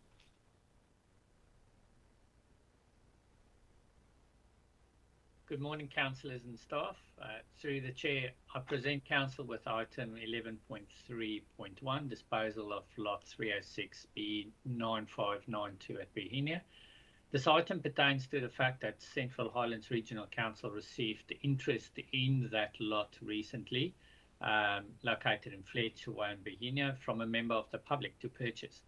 The report is to determine if council wishes to progress with the disposal of this lost lot, firstly through tender or auction, and if not sold at tender or auction, through an open market process by applying the available exception. I'll ask Andrea Hewitt, our Coordinator of Property Services, to take us through the item. Thank you. Thank you. So, as mentioned, this report is seeking council's input in the disposal of lot 306 at Fletcher Way at Bohemia. Council has been approached by a member of the public to purchase the land. Council is unable to dispose of the land directly to the applicant, but they are able to submit a tender or a bid at auction if not accepted, then we can go through the open market process if the exception is applied. And so the disposal of land generally does not require a council resolution, and the land may be auctioned or tendered without the need for a resolution by council. However, if council wishes to progress the sale through an open market, the exception under section 236(1)(a) of the regulation needs to apply. For the exception to apply, council must first have tendered or auctioned the land, and then it must not sell the land for less than the highest tender or bid that it received, and must sell the land at no less than market value. So meaning if the market value is $5,000, council cannot accept an open market offer below this, but may accept a lower value in the competitive market process, such as a tender or an auction. Officers are proposing to dispose of the land by way of tender to save costs considering the market valuation of this block in 2017, and council has discussed with the relevant managers the need for residential land in Bohemia for council and advised that there is no need for staff. Council also has other lots which can be used as residential land if necessary, including a second vacant residential lot. The resolution provides that council approves to dispose of the land, applies the exception pursuant to section 236(1)(a) of the local government regulation, and delegate to the CEO to determine sale conditions and negotiated amendments in line with the sound contracting principles. I'm happy to take any questions in regards to this matter. Thank you, Solomon and Andrea. Councillor Cypher. Thank you. If we dispose of this lot, is there only one other residential lot left in Bohemia that council owns? That's correct, but there are some reserves that we can be used for residential purposes as well. Okay, thank you. Thank you, Councillor Cypher. That was a question I was going to ask at different times, and I defer to Councillor Cypher there as our representative on the CRG there with Councillor Brimblecombe, just whether or not, if you're going to go through the process of offering a piece of land, whether you in fact was there an opportunity to maybe offer the other piece of land. It's at the moment, I guess you'd say things are a little bit better. I suppose you'd say conditions-wise, physical conditions-wise in the region out there. There has been a bit of activity. I just wondered whether or not you took that opportunity to do that, or whether you wanted to do a little bit more. I guess if you're going to go to the cost of marketing, maybe over 2 lots might be better than over lot 1, I guess you'd say. Yes, certainly, Mr. Mayor, we did think about looking at tendering the other lot as well. However, I did consider that, potential residential needs in the future. I don't know what we are looking at doing in the future, so didn't include that at this time. So I'm happy to include that as well, but happy to take direction from councillors in that matter. Yeah, look, I'm happy either way. I just thought whether you'd considered it, you have, that's fine. Councillor Cypher? I just know through the CRG that the community is interested in knowing how many lots council has left there, housing lots they've got left. And I'm a bit with Kerry. I think there could be some interest in people actually purchasing them. Yeah, I think with the way the rural sector is at the moment and people wanting to employ people on properties, an opportunity to purchase a block at Bohemia could be attractive at the moment.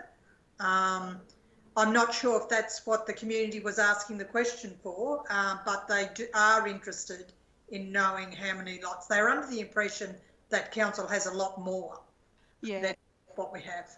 Sorry. Through the chair, there is a lot of unallocated state land. So there's a lot of vacant lots there. They're all state land. So we don't actually control any of those particular lots. And we have referred this customer as well to the state. So they can also go through the state and purchase for state land. But obviously there's those implications about native title and Aboriginal cultural heritage on state-controlled, state-owned land in that instance. But certainly we can include the second residential lot that we do have in this resolution, and I do have the lot if that's council's wishes. Well, I'd be happy to. I mean, it's not going to cost us anything to at least we're going to run through the same process.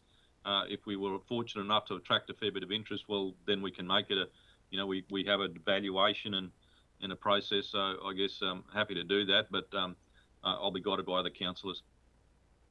I agree with you on that, Kerry. I think if you're going to do the task, then do it for both. And if it doesn't sell, it doesn't sell. We're not going to lose anything. I'm all for putting them both up. Yep. Okay. All right. CEO Sharon.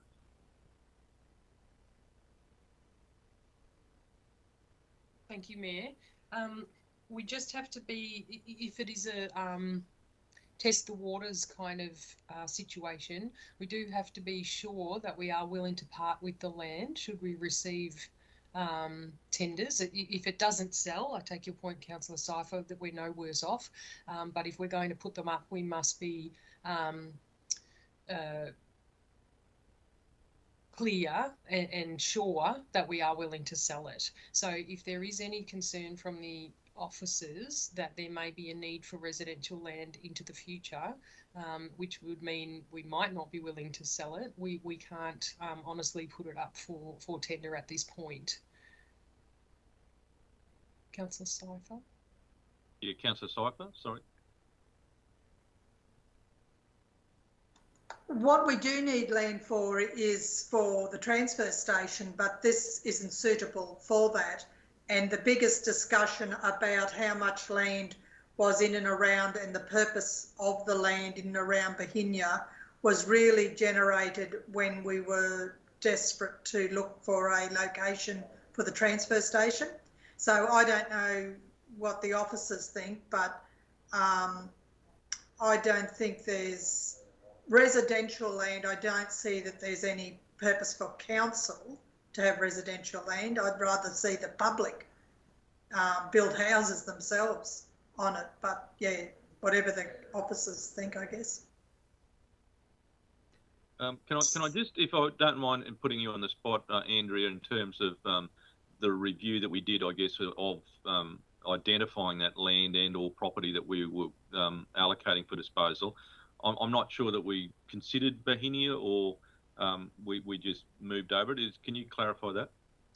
So within the vacant land management plan, it wasn't identified for either use or disposal. So it's just listed in the vacant land management plan as land that we have. There was no plan listed. So these pieces of land have come through, amalgamation. So we have held them for quite some time. Obviously, internally, we're also paying rates and everything else that goes with these lots of land. So, from an officer point of view, I have spoken with the manager for infrastructure and manager parks and gardens in relation to, whether we need that residential land in Bohemia, and they advised me no. We do have a number of reserves as well. So there is a reserve for local government that basically we can do whatever we need to on that land if it's a local government function. So if we're looking for a transfer facility, and I don't know how far out of town that is, realistically, that could be a location for that particular use. However, planning scheme and everything else needs to be considered in that proposal as well. But from a residential point of view, certainly it's not been noted as something that we need in Bohemia. Yeah, I guess then in terms of not looking like it's contrary to a strategy or a request, sorry, John, I'll let you speak before I wrap up there. Thank you. Oh, Mr. Mayor, I was just going to share my, through the chair, my support for the two. I just can't see. I do think it's a good opportunity to potentially dispose of both lots at once, and I think the need for Bohemia, as Councillor Cypher said, would be for other types of land for different things. I think it would be great to try and build the residential component of some of those smaller areas, and so it's got my support to do that. Just want to put that out there. Well, I think, obviously the approach gives us, I guess you'd say, a mechanism to consider it. And if we're going to do that, I think we can do some sensible marketing around that just from a communications perspective. I know some real estate agents are nodding, but I mean, I think there's been a lot recently. It seems to be a bit of a unique thing that local governments do when they have vacant lots in certain locations. They seem to get a bit of airing through broader media, which is interesting. The Courier Mail talks about certainly available lots, and I think what Councillor Cypher's alluding to there are really good sort of, I suppose you'd say, agricultural conditions out there. There's sort of some patterns and practices that are changing. The facilities in Bohemia. There's new, there's the truck stop sort of consolidated a bit there. There's good facilities at the hall, and certainly there's interest at the school. So I just think probably this mechanism allows us to probably, if we could, if that's what we're going to say, add the additional lot description and perhaps go with that.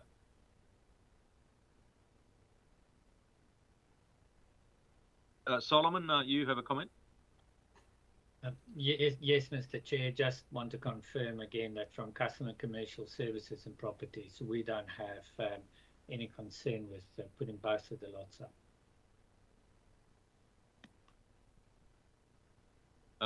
Jason. Thank you, Mr. Mayor, and a similar comment in regard to our servicing of the Bohemia area. It has been considered in our camp strategy, so there's no need for residential land from our perspective.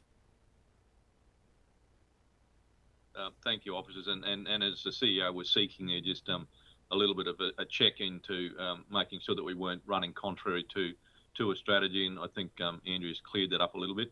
I see, Marnie, you've changed the resolution to include lot 14. I think that's been provided to you by Andrea. Yep.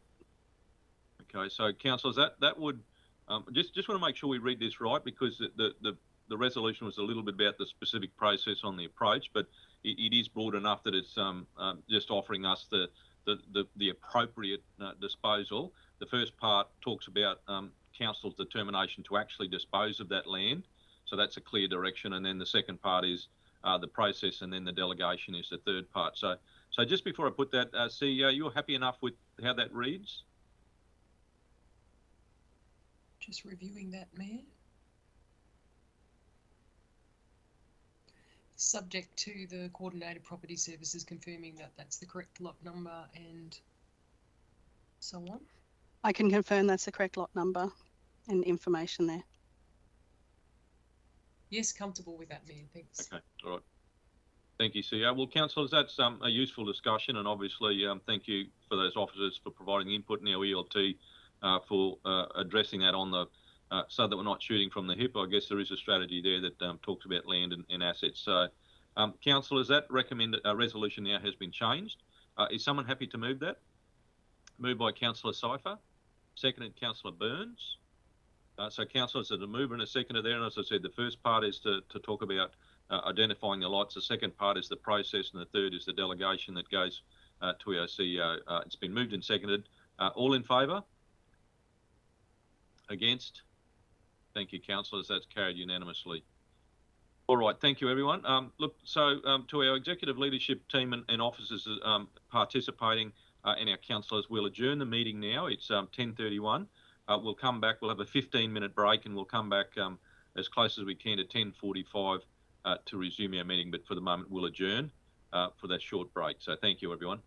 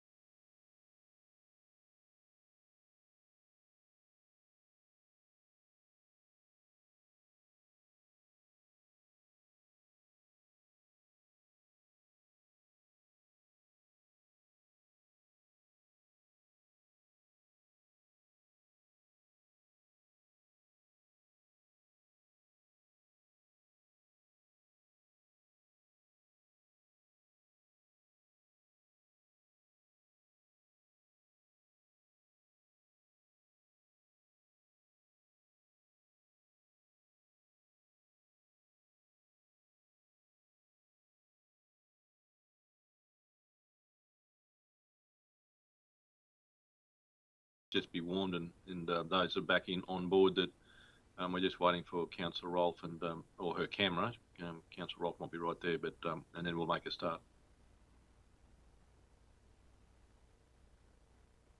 Mr. Mayor, the live streaming's back on now. Welcome everyone, and we'll reconvene our meeting at or resume our meeting at 10:45. Thank you everyone.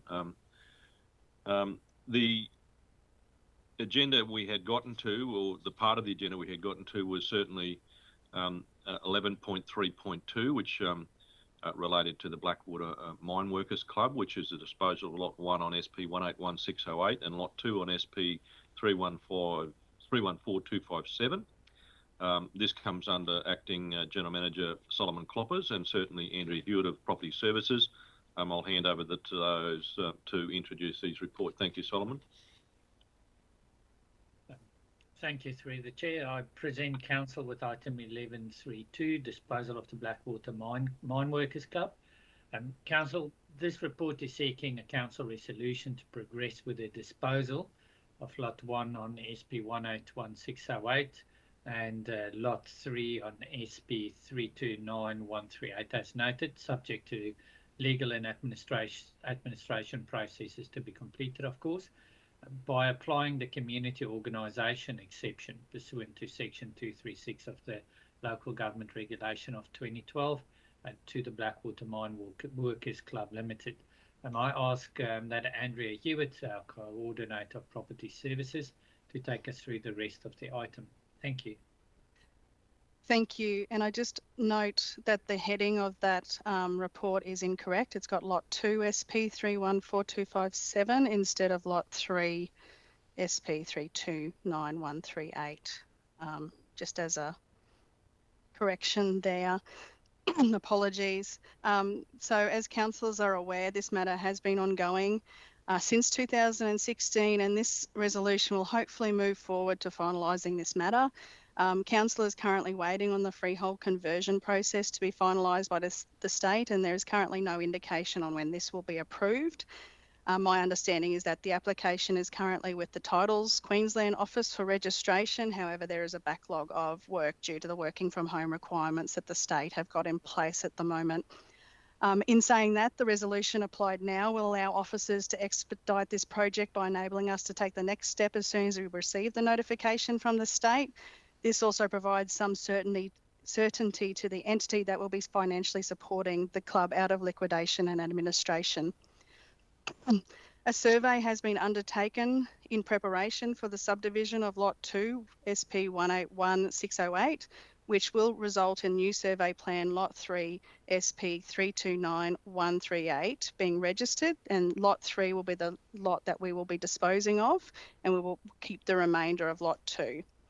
Lot 1, SP 181608, relates to the caretaker accommodation associated with the golf course, and Lot 3 will be the area of land associated with the current buildings owned by the club. The total area of land council will dispose of is 3.165 hectares. That's for both Lot 1 and Lot 3, and it will be at the proportion of the market value and costs that were paid by council to the Department of Resources, and half the costs associated with the subdivision. This is estimated to be approximately $23,000 or closer to $24,000, but this will be confirmed by following the subdivision process. So once we have confirmed a price, we will relay that back to the club. So the regulation provides that council may dispose of a valuable non-current asset without first inviting tenders or undertaking an auction if the disposal is to a community organisation, providing that before the disposal, council applies the exception by resolution. Council has received legal advice from King & Co and have determined that the entity, the Blackwater Mine Workers Club Limited, meets the community organisation definition as per the regulation. Officers will continue to progress this project currently funded through the current financial year capital projects, and will continue to work with the Blackwater Mine Workers Club and the liquidators in this matter to progress this matter forward.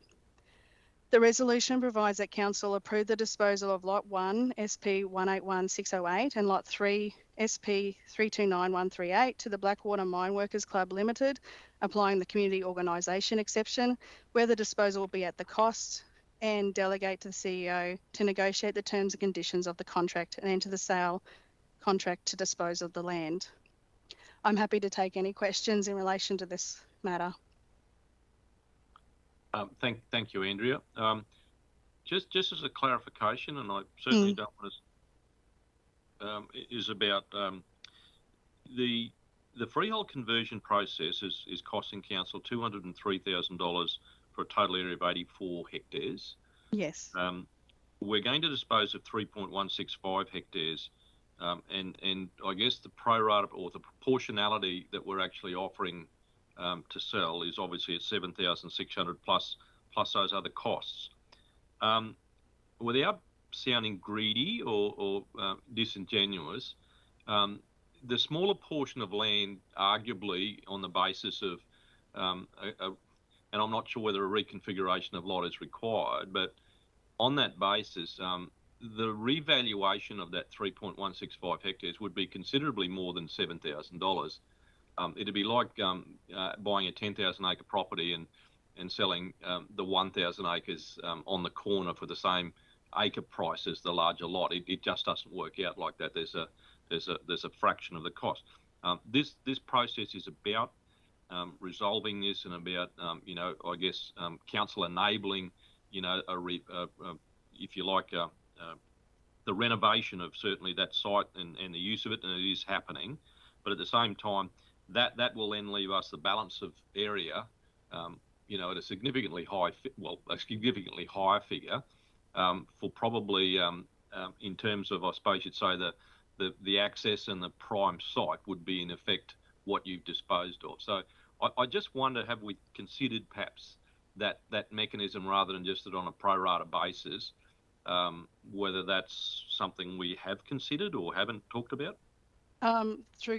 So with this particular matter, we did bring this through to council February last year, I believe, and we did say that the disposal would be at cost. So we have proceeded down that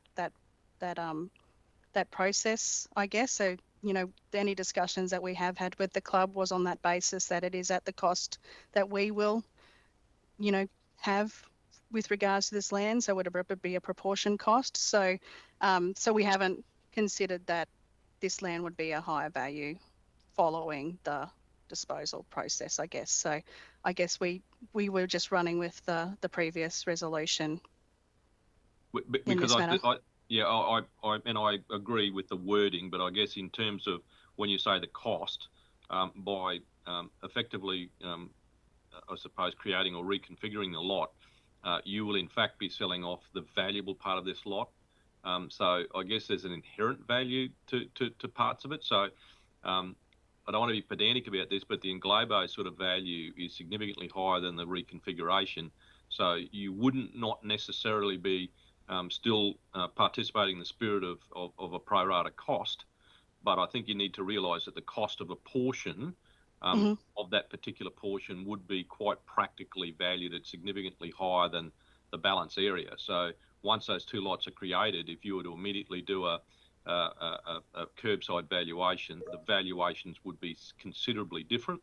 Now, if that's what we're happy with, we can proceed on that basis, but I suspect that there will be a cost to us additional to the actual transaction here on the basis that you will be taking away practically the valuation of the balance of the 84 hectares. That's in my view, I guess I'd say.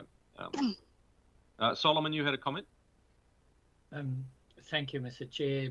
The purpose of our governance structure, I guess, in local government is that we bring these things to a committee of elders for exactly this sort of discussion. So council, of course, has the delegation or the right to direct us to do any such thing as may be reasonable.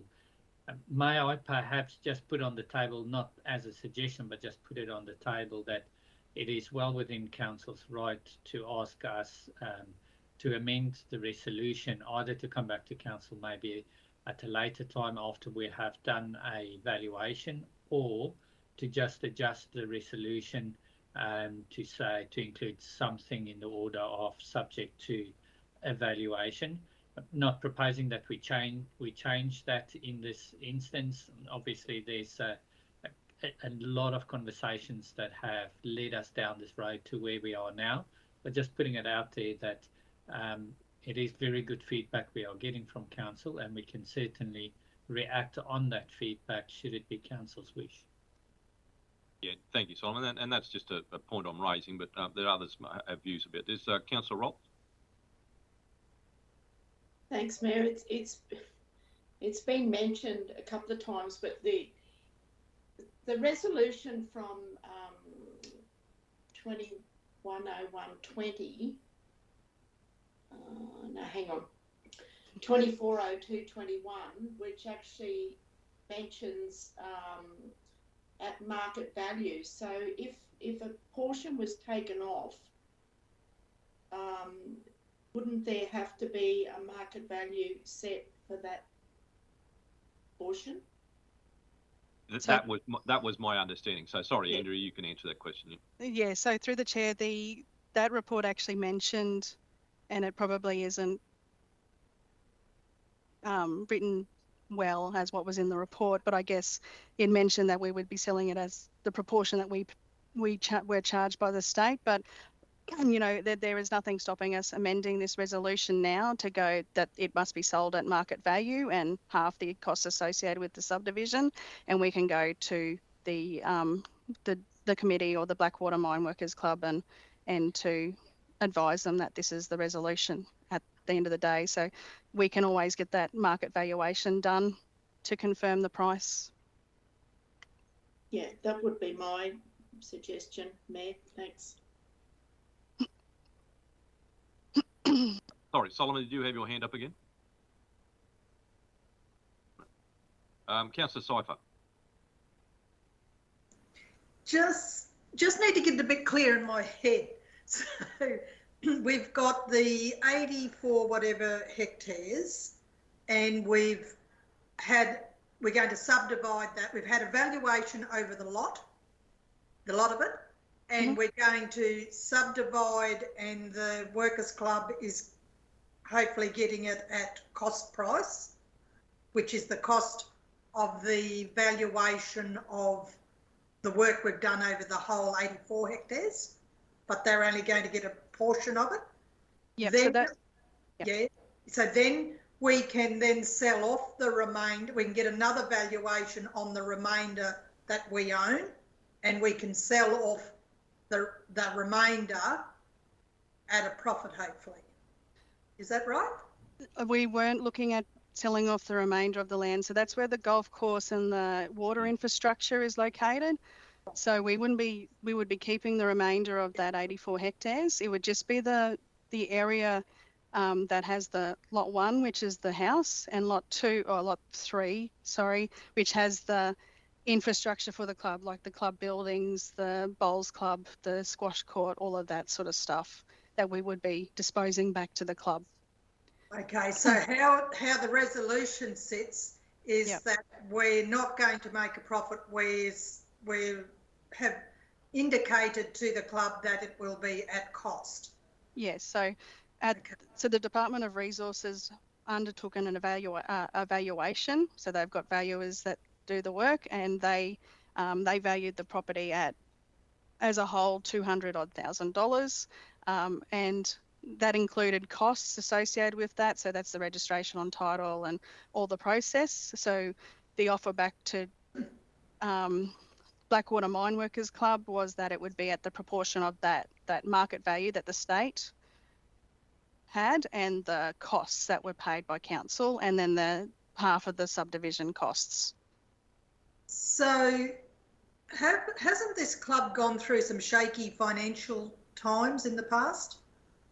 Yes, so this club has been through, so when I first started, they were in administration. They failed to meet certain conditions of their deed of company arrangement, and they went into liquidation. They're currently in liquidation, and there is a liquidator that is managing that process. He's gone out to expression of interest and has an interested party. That party is going to basically act as a bank. So he's going to refinance the club. The Blackwater Mine Workers Club is going to become out of liquidation, and initially into administration until they are satisfied, till the financier is satisfied to take it over, and so he'll be supporting the club as a bank, basically. So basically, this is this is part of the process. He's not willing to part with his money until council confirms that they're willing to dispose of lot 1 and lot 3 essentially to the club. So this is kind of a stepping stone for the club to move out of that liquidation and administration process and have that financier backing them. So Kerry, just to confirm what you were saying, are you saying that we should be making a little bit more than costs? Is that what you're saying? No, I'm not. I'm actually saying that I think what this creates in my mind is like the disposal of any of our assets. We would have to have a valuation, and the total valuation is actually not the valuation of these lots. It's actually for an englobo portion, I think, as I understand it, Andrea. Yeah. So in effect, there's actually no valuation, particularly for these particular lots. Now, if we were to dispose of this to just anyone, if we said we're disposing of lots 1 and 3, we would come up with a valuation, and there would be a cost and a valuation accorded to that, and we wouldn't be able to sell it for an amount less than that through delegation with the CEO to make that happen. So I'm just mindful of the fact that I am not unhappy to be, I suppose you'd say, very sensitive to what we're trying to do here. This has been a long process, and a lot of people have worked very hard. But I think just for probity, we can actually get that valuation, and it can come back here, and we can actually decide whether we take an amount of money or a process to do that, as I understand it, or we can make a concession, I guess, if that was the case. But you have to understand that you'll be saying to your ratepayers that you had a valuation and you chose to make a consideration. So other than this to me looks a little bit clunky, because you'll be sort of saying, well, hang on, that's work, but now we wouldn't have freeholded this lot if it wasn't for the purpose of letting these people have this piece of land, and therefore we wouldn't be spending $200,000 to freehold it. We would stay in a lease arrangement. I think if you stop me if I'm not correct there, Andrew, but that's the way I see it. So it's just, to me, as Solomon might have suggested, coming back with and it can be a reasonable curbside valuation if you want to, but there'd have to be a valuation of some sort to give an indication to me. Yeah, thank you. That's cleared it up for me. Thank you. That's Right, great. thank you. Andrea, sorry, you did have a response. Sorry, I just will mention that under the local government regulation, we can actually dispose of the land below market value to a community organisation as well. So we don't actually have to take market value under the regs. So that could be a consideration for council as well. Thank you. Without putting you on the spot, CEO, your comments, please. Thanks, Mayor. So I think what I'm hearing is that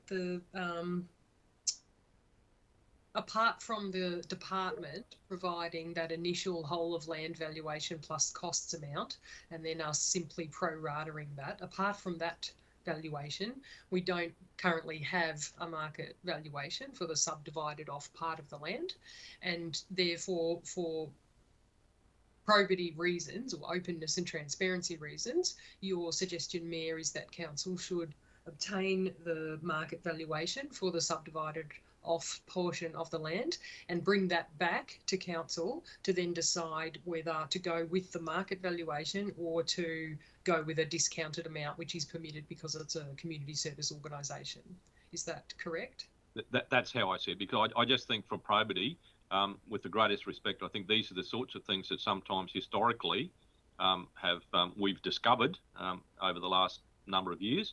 And I think just probity, we can make a decision about the relaxation or otherwise, but I think we need the information up front rather than probably adopting just, and I'm respecting Andrea and other officers' negotiations with people to give direction about the process moving forward. But I think it's wise. I think if you suggested to them that their costs were only $7,000 as part of the valuation of the land, I think they would think that's exceptionally low.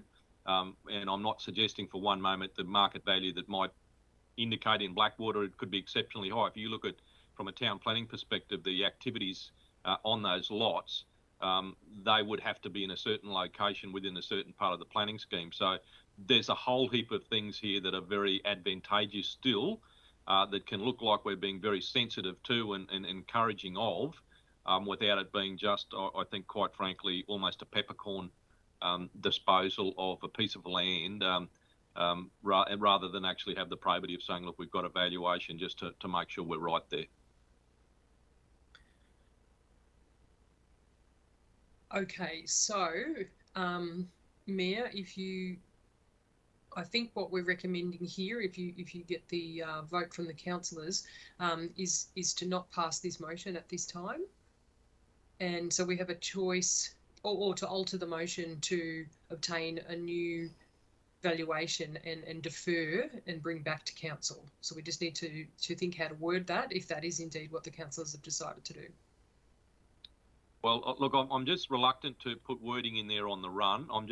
Was going to ask Andrea from a timeline perspective, just what we need to do, and I'm not saying for expediency's sake we make this a lesser resolution, but I'd be keen to give a resolution here if there's parts of it there that we can actually adopt today, on the basis that we will get, obviously additional to this proposal, that we would have an opportunity of actually having a valuation, so that we can actually make a further decision. And I just want to know what those timelines are. So we don't know what the timelines are until we get that freehold conversion. So we could have that tomorrow. It could be another month away. So we are just hoping to progress, be ready to progress when we have that valuation or that freehold conversion done. So that was what the hope of this resolution was, to be in place. So if it has to be put on hold, that's obtain a market valuation. What's the time frame to obtain? It could be 2 to 3 weeks. So well, on that basis, we could lay it on the table. Subject on that basis, I think we could lay it on the table, councillors. I think, and for the purposes of making sure this is right, this is not about being chippy with values, but it's just a real process of transparency here. And I think everyone will be in a better position. And quite frankly, a current valuation would be valuable, I suspect, to the entity as well. So perhaps if we could do that. So, councillors, is that... sorry, Councillor Brimblecombe.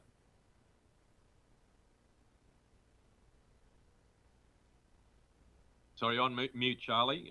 Go back to start, please.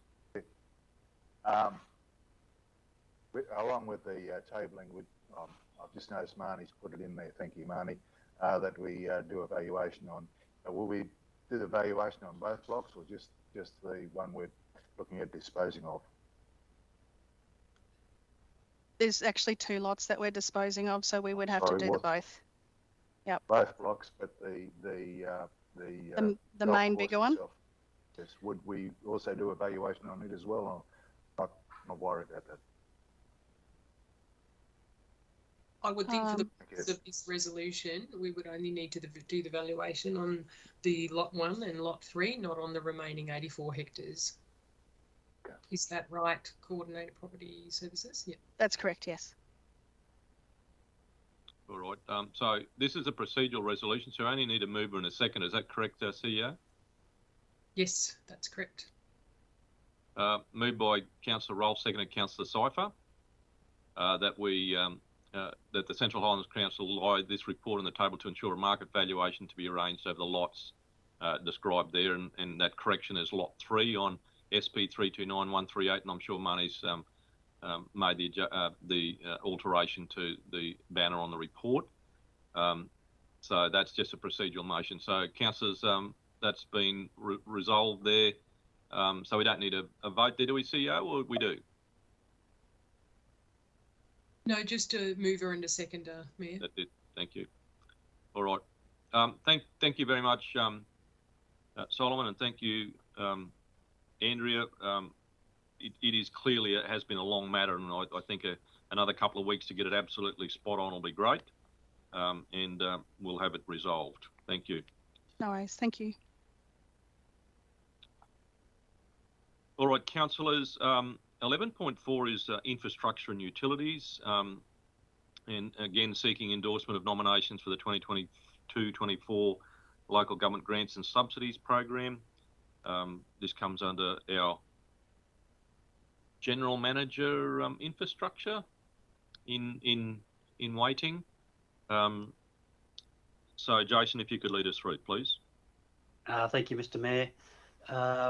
As mentioned, this report is a state government grant opportunity known as the Local Government Grants and Subsidies Program.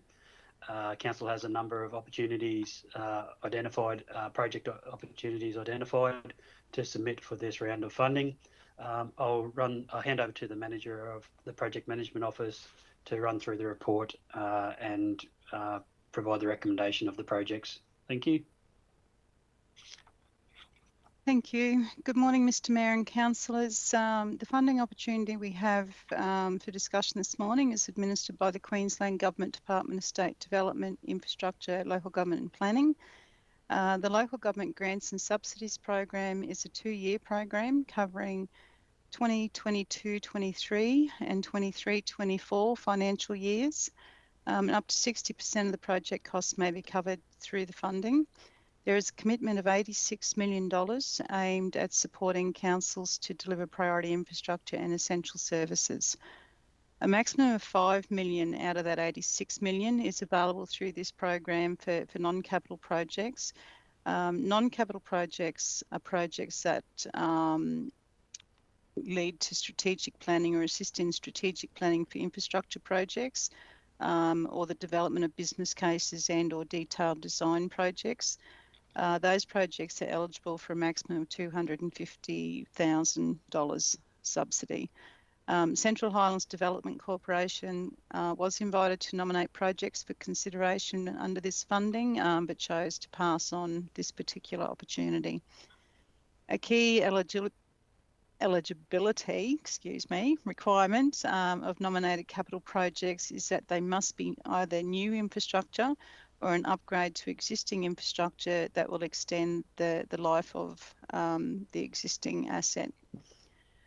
Council officers nominated 12 capital projects for consideration. Of these, 3 were determined to be ineligible, and the remaining 9 projects were presented to and endorsed by SPGG. All 9 projects were assessed via the multi-criteria analysis and prioritised according to the outcome of this. So the recommendation from the SPGG is 3 of the projects progress through to submission of an application. As detailed in the recommendation, the 3 projects are installation of smart meters in Capella, flood resilience upgrades through the construction of floodways on our collector road network, and progressing the footpath linkage program. The recommendation also includes that, if successful, council commit to including the 40% co-contribution in future budgets. Thank you. Thank you, Kim, and thank you, Jason. Councillors, questions on those preferred projects or projects to be submitted?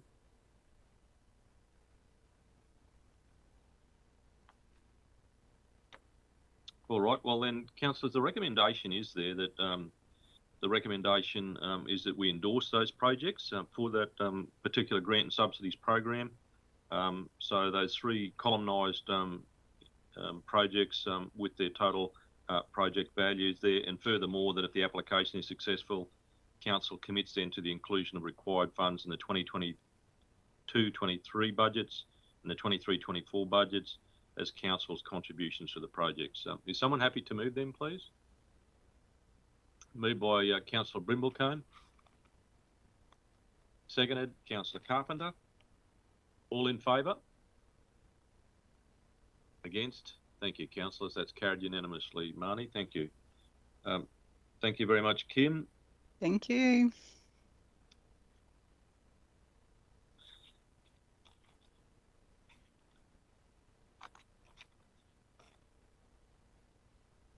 Councillors, I guess in terms of just the agenda management and in respecting, I suppose you'd say, the platform that we work on today, the closed session report I'm actually going to leave to the end of the meeting just for, I guess, for ease of management.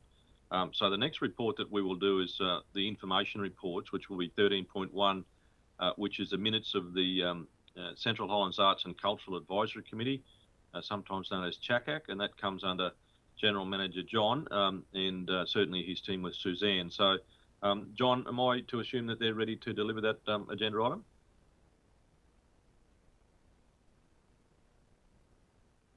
Mr. Mayor, I can confirm they're in the meeting to deliver that item. Yes, thank you. So I'll hand over to John and you might do the introductions, John.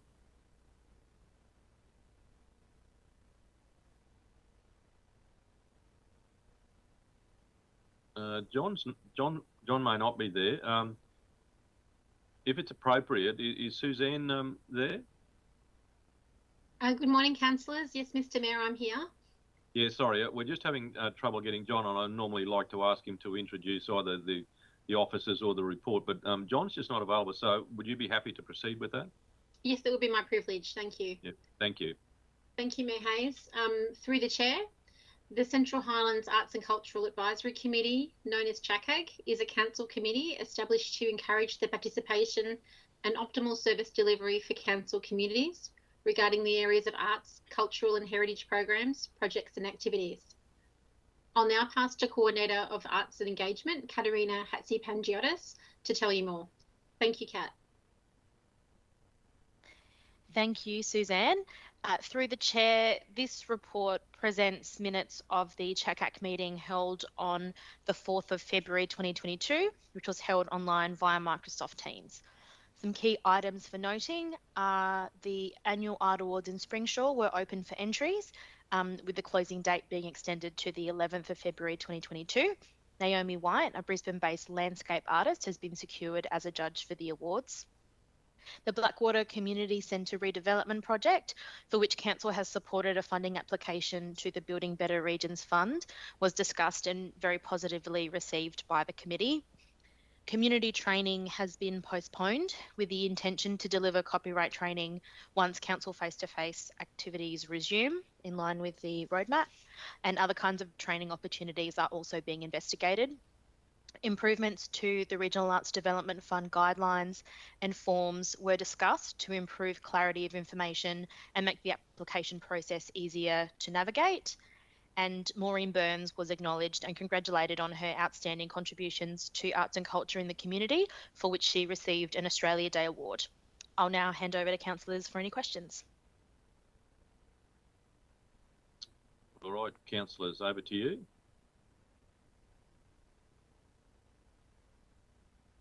Councillor Syper. Just some comments, if I may, Mr. Mayor. First of all, I'd like to congratulate the team who do a remarkable job, and particularly art is really very much a hands-on, face-to-face, and the amazing job that this team has done, and all of council, but I'm only talking about this team at the moment, to actually have the flexibility to adapt to an online model. And I think Suzanne said I broke the record for chairing this meeting. We got through it in the quickest time ever. But we did miss our lunch, unfortunately.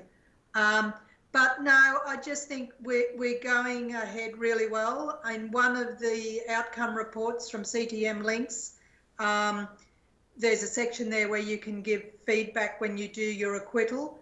And there was some excellent feedback that was provided in order for us to improve our processes. We have already done that. We've redesigned the application forms. We've looked at the criteria, particularly the criteria. So improvement is always ongoing. We certainly would like everyone to be aware of the RADF grants and how to apply for them. And it isn't just arty type groups that can be eligible. And I think the Springsure Working Horse group, what was so exciting about that application was that it was a community group in our communities that doesn't necessarily deal with art, yet they actually will be delivering an excellent art project that benefits a lot of people in that community and beyond. And we'd like to get that message out that you can be any not-for-profit or an individual. It's just you need to address the criteria and look creatively at the criteria to access this funding. So yeah, congratulations to all of those that did who were successful in that round. So that's in conclusion. I just think we're going ahead in leaps and bounds. Thank you. Thank you, Councillor Cyber. Councillor Roll. So thanks, Mayor. A question to Kat. I think a lot of your projects, or some of your projects, art projects, have had to be delayed. How is that? You know, how are we going to fit them all in the next in this year, or have they been postponed until a future year? Thank you, Deputy Mayor. Through the chair, there are we've managed to do a little bit of catch up in terms of those projects that were initially postponed due to COVID. I think really the main ones at this stage are one of the RADF projects, which is being managed by the art group, which we seem to be fairly confident that we'll be able to execute in the coming months. But if it isn't possible to execute, and it's we're conscious that we don't want to just keep deferring and deferring and deferring. So if it's not possible to run by the end of the financial year, there will be consideration as to whether we decide to, continue the project or to cancel and return the funds and look at doing something else. And then if that opportunity comes up at a later date, whether it's next year or another time, to go through that process again rather than to just keep kicking the can down the road. The other one will be that training, which we are confident that we'll be able to run in the coming months as well, given that will be a small group, approximately 20 people in a room. So technically would have been possible to run, but we felt that maybe the timing wasn't right for the community to feel confident to engage in that kind of activity right now. But I think looking forward into the next few months, we should be able to tidy up some of those loose ends.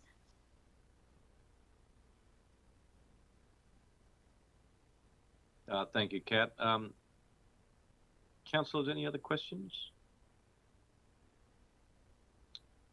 Very good. Well, look, the recommendation is there that we receive the minutes of the Central Highlands Arts and Cultural Advisory Committee planning meeting held online on 4th February 2022, and you've had some other comments here from Chair Councillor Cypher and other councillors. Is someone happy to move that recommendation? Moved by Councillor Cypher, seconded Councillor Carpenter. So, councillors, that's been moved and seconded. All in favour? Against? Thank you, councillors. That's carried unanimously. Marnie, thank you for the records. Councillors, the same officers, or some of them will certainly stay in the room or on this platform for the next agenda item, which is 13.1.2, which is our Community Engagement Action Plan 2020 and 2022, an update 1 January 2021 to 31st December 2021. Just checking again, General Manager John, you are back? I am back, and I need to apologise, Council. Yes, I don't know what's happened to my microphone over that stage, but anyway, apologies, and thank you to Suzanne, I think it was, that took over presenting, so thank you, and well presented, Kat. But on to this one, thank you, and through the Chair, Mayor Hayes, today we're presenting our annual update of progress in the Community Engagement Action Plan. Many teams in Council have responsibility under this plan, including the customer service team and public relations and events teams. The action plan is reported on by the community engagement team, as our team assists in much of the core business area. However, I would like to thank all departments of council for their contributions to the achieved outcomes.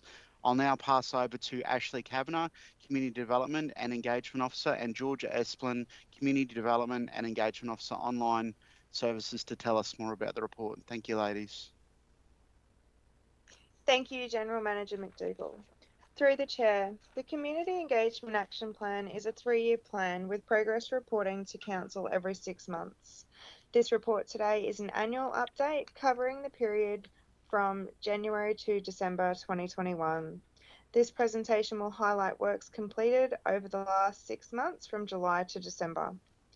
The Community Engagement Action Plan links directly to the recommendations outlined in the Community Plan Refresh Community Engagement Report, which was endorsed by Council in January 2020.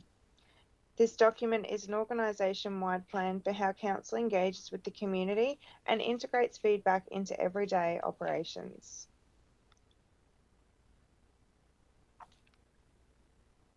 Council's community engagement process enables Council to receive feedback through 8 engagement methods.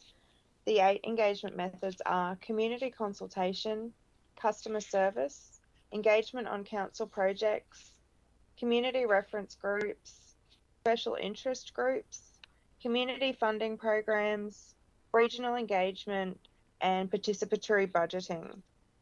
We'll provide a progress update against each of these methods. We will begin with Method 1, Community Consultation. A total of 21 community consultations were held last year, with 13 of those held in the last 6 months. 20 community consultations have been scheduled for 2022, and these kick off next week.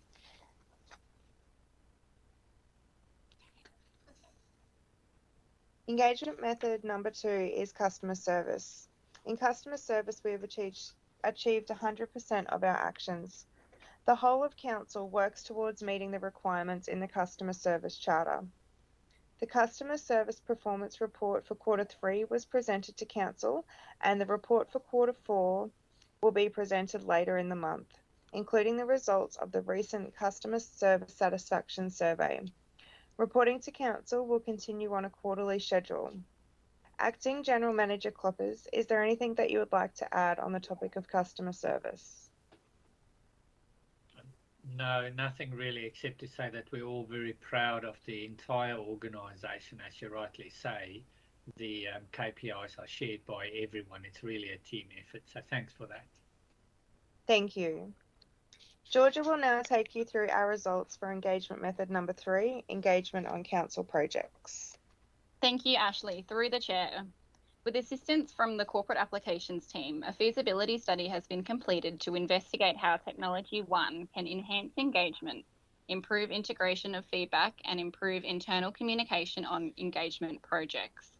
The study's findings are currently under review. The Engagement Toolkit is a collection of resources and templates to assist Council staff in conducting engagement and assist community members to plan community projects. This has been finalised and is now available for staff to access on the Vine. The documents designed for community use are available on Have Your Say Central Highlands. These resources have been presented at toolbox meetings for the Libraries team, the Public Relations and Events team, the Sport and Recreation team, as well as the Blackwater office. These presentations will continue into 2022. In the last 6 months of 2021, Council has engaged with stakeholders on a number of projects. Some of these include the Council News Delivery Survey, the Emerald Arts Precinct Facelift, and the Central Highlands Significant Tree Project. Council has been using Have Your Say Central Highlands to facilitate engagement online, with 726 responses to 7 consultations in the second half of 2021. Georgia, can I ask you a question there?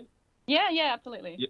No, I just, rather than interrupt your train of thought, but I guess there's 7, and then for this period there's 726. Now you've just, I guess, clarified that by saying there's obviously a number of initiatives that have obviously been included here. But has there been a greater engagement on the Have You Say platform? Thank you, Mayor, for your question. Through the Chair. So we did have 7 7 of those consultations used Have Your Say, and then the slide that we're currently on shows that there were 40 across all of council, including those ones that were facilitated through Have Your Say. Yep. No, okay, I get that. It's obviously, yeah, it's been utilised a lot more, obviously. Through the chair, thank you. Yeah, you would say, I think it's fairly consistent. I think we did have 7 facilitated through Have Your Say as well in the last reporting period, but it's definitely been consistent in terms of, you know, the responses that we've received, which has been great to see. Yep, thanks, Georgia. Thank you, Mayor Hayes. So council departments have engaged with community or other stakeholders on 40 occasions, including the ones facilitated through Have Your Say and other consultations outside of that as well in this 6-month period.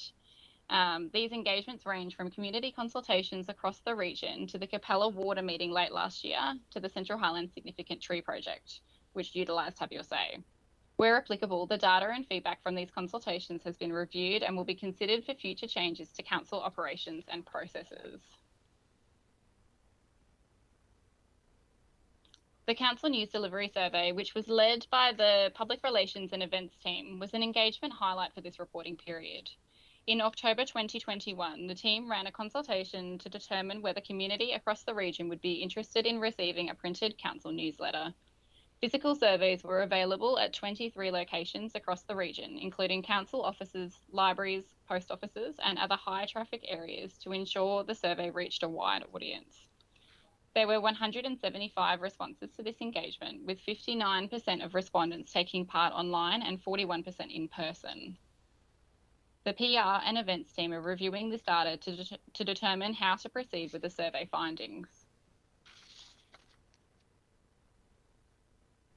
The next engagement method is community reference groups. A total of 51 community reference group meetings were held across the 13 communities last year, with 26 in the last 6 months of 2021. The community engagement team continued to collate relevant media release updates to be shared at each meeting.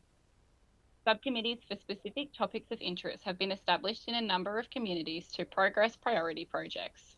Training opportunities to build community capacity, including art and wellness, creative recovery, and free psychological first aid opportunities were shared amongst the groups. One of the community reference group highlight projects for this reporting period was the Comet Tales and Walking Trails and Book Exchange launch event. This event was well attended by the Comet community, council staff, as well as the mayor and a number of councillors. The event was a celebration of the conclusion of 2 CRG projects, which have been ongoing for a number of years. The Comet Tales and Walking Trails is a historical trail featuring storyboards around Comet that share a piece of the town's history through videos and stories. These are brought to life by scanning a QR code with a mobile device. The Book Exchange is an old telephone box that was repurposed into a book swap. Passers-by are encouraged to take a book or leave one. Now, we had planned to play a video for you today, but unfortunately, the video won't play. However, I believe you've all received a link to the video. It's essentially a summary of the 2 projects and how a group of passionate community members worked together to progress their ideas for bettering their community.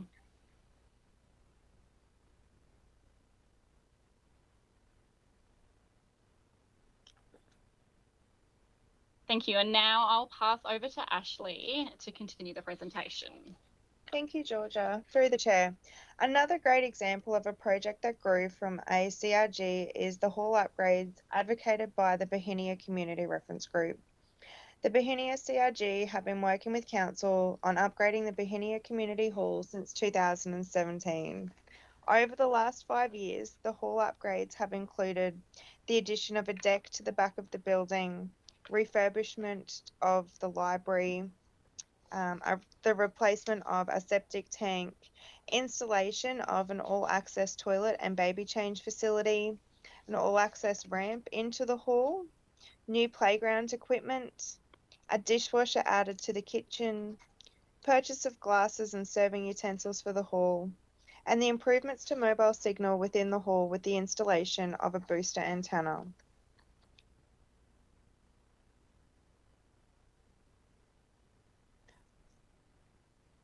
Another successful CRG project was the Emerald Positive Aging Forum.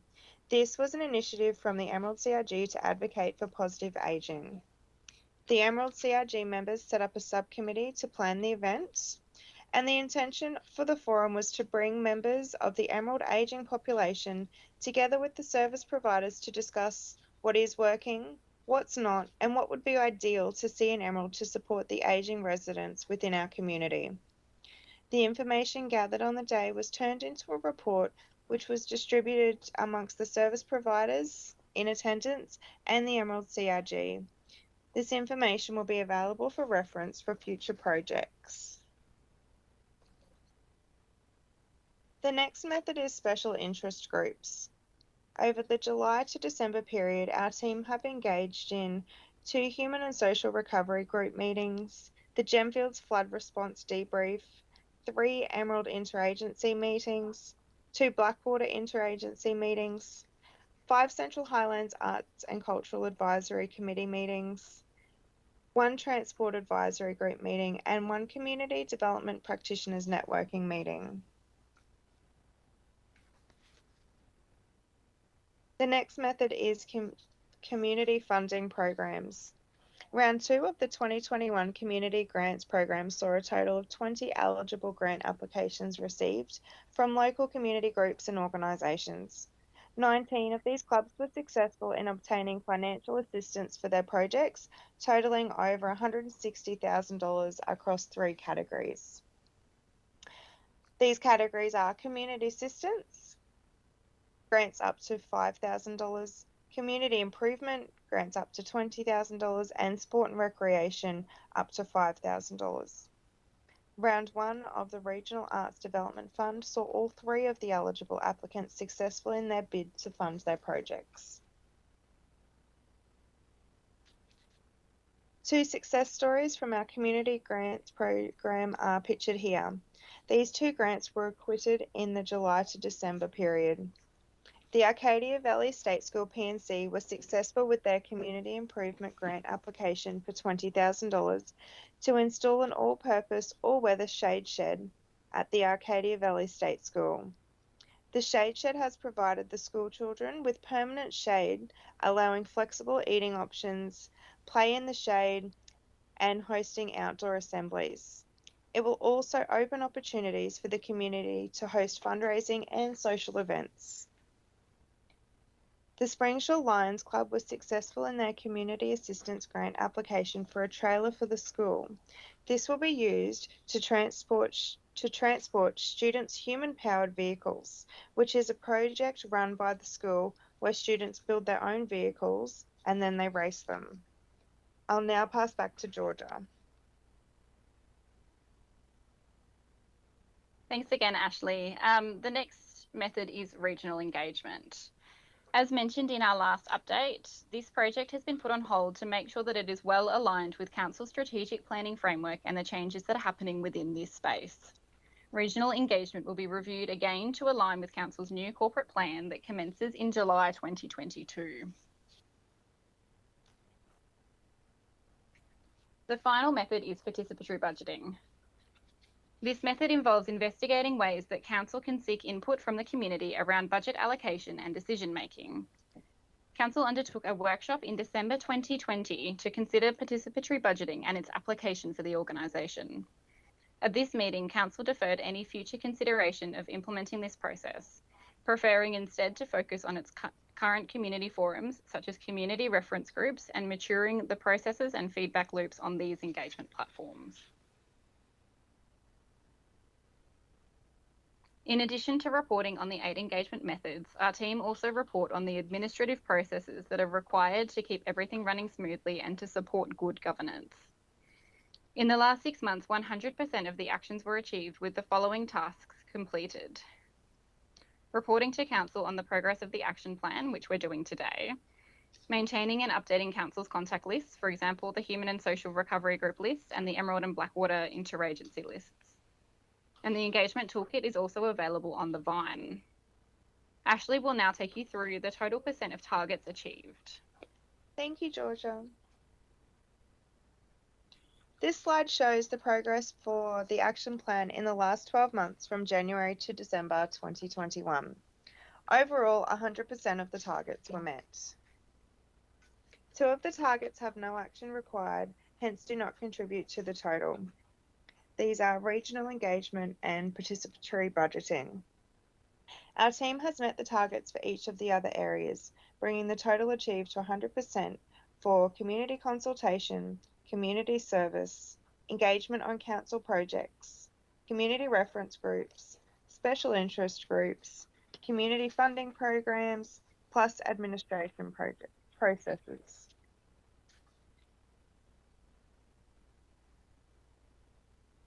A major highlight for 2021 was Seniors Month. This was celebrated in October last year. The annual luncheon was held for approximately 300 people and was an opportunity to celebrate our seniors' contributions to the region and a chance for our seniors to connect with one another. Seniors of the Central Highlands travelled across all corners of the region to attend the event, with courtesy buses being provided from a number of townships to ensure that the event was accessible. The event included morning tea, a roast lunch, entertainment and lots of laughs. Entertainment was provided by comedian and musicians Kenny Bennett and Dave Johnson, who had everyone in fits of laughter. Attendees also played trivia and congratulated the Seniors Month King and Queen, as well as the most grandchildren and great-grandchildren award recipients. A big thank you to the Capella Stars Youth Group who volunteered at the event. They did a fantastic job and were warmly received by our guests. For those who were unable to attend the luncheon, we prepared 600 gift boxes that were kindly delivered to our seniors across the region by our councillors. The gift boxes included a Central Highlands themed tea towel, locally made cookies, coffee mugs, tea, coffee, chocolates, pens, as well as a trivia quiz and letter from our mayor. These gift boxes are another way we recognise and celebrate our seniors across the region. Events were also held across library branches, including movie screenings in Emerald, Springsure and the Gemfields, sing-alongs in Capella, origami in Doringa, and craft in Blackwater and Thierry. I'll now hand back to Georgia to wrap up our presentation. Thank you. Thanks, Ashley. Our team have a lot to look forward to in the next 6 months. In the next 6 months, we will have 6 community consultations take place, Community Grants Program Round 1, the new Community Grants Panel will be appointed, the Regional Arts Development Fund 2021 to 2022 Rounds 2 and 3 will take place, IAP2 Engagement Essentials Training will take place for staff and councillors. We will continue strengthening networks and agency relationships, and we will continue to facilitate online engagement through Have Your Say Central Highlands. We will continue to focus on building our networks and maintaining our strong connections with agencies in the region to ensure that our communities are well connected and well supported, especially during the uncertainty of COVID-19. On behalf of the Community Engagement Team, I would like to thank our Mayor, Councillors and CEO, as well as our colleagues across Council, Customer Service, PR and Events, Finance, Libraries, Youth and Indigenous Development for collaborating towards valuable engagement with our communities. We appreciate the flexibility and adaptability of the community in these uncertain times, and we thank the service providers, community reference group members, and the community more broadly for all of the support and the valued contributions over this period. We are grateful for these connections and we look forward to continuing to work with everyone, moving forward with the Community Engagement Action Plan. Thank you, Mayor Hayes and councillors. Over to you for any questions. Thanks, Georgia, and thank you, Ashley, for sharing that presentation, and it's a very comprehensive update as usual. I guess it is that a really comprehensive update. I guess in the final slide there, obviously a couple of those rounds of funding, and certainly the panel is actually agenda items coming today, so very timely. Councillors, any comments, questions for the team?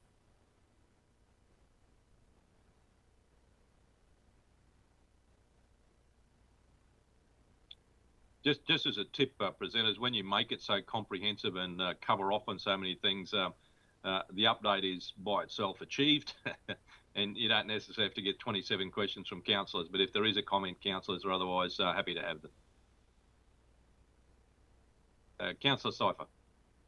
Yeah, just congratulations to the team, and on behalf of Bohemia CRG, it'd be very remiss of me not to express their appreciation for all the projects that have been completed at the hall. That is their main source of social interaction, their main facility for social interaction, and they're constantly expressing their appreciation.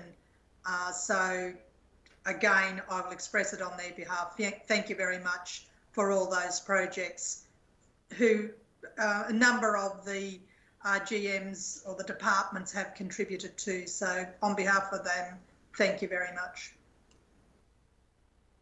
Through the chair, thank you, Councillor Cypher, for your kind feedback. Yep. Thanks, George. And look, I think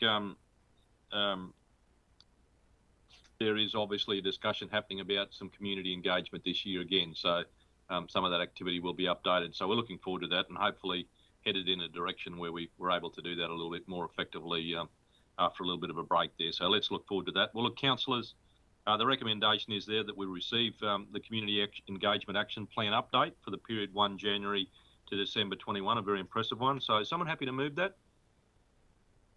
Moved by Councillor Brimblecombe, seconded Councillor Curtis.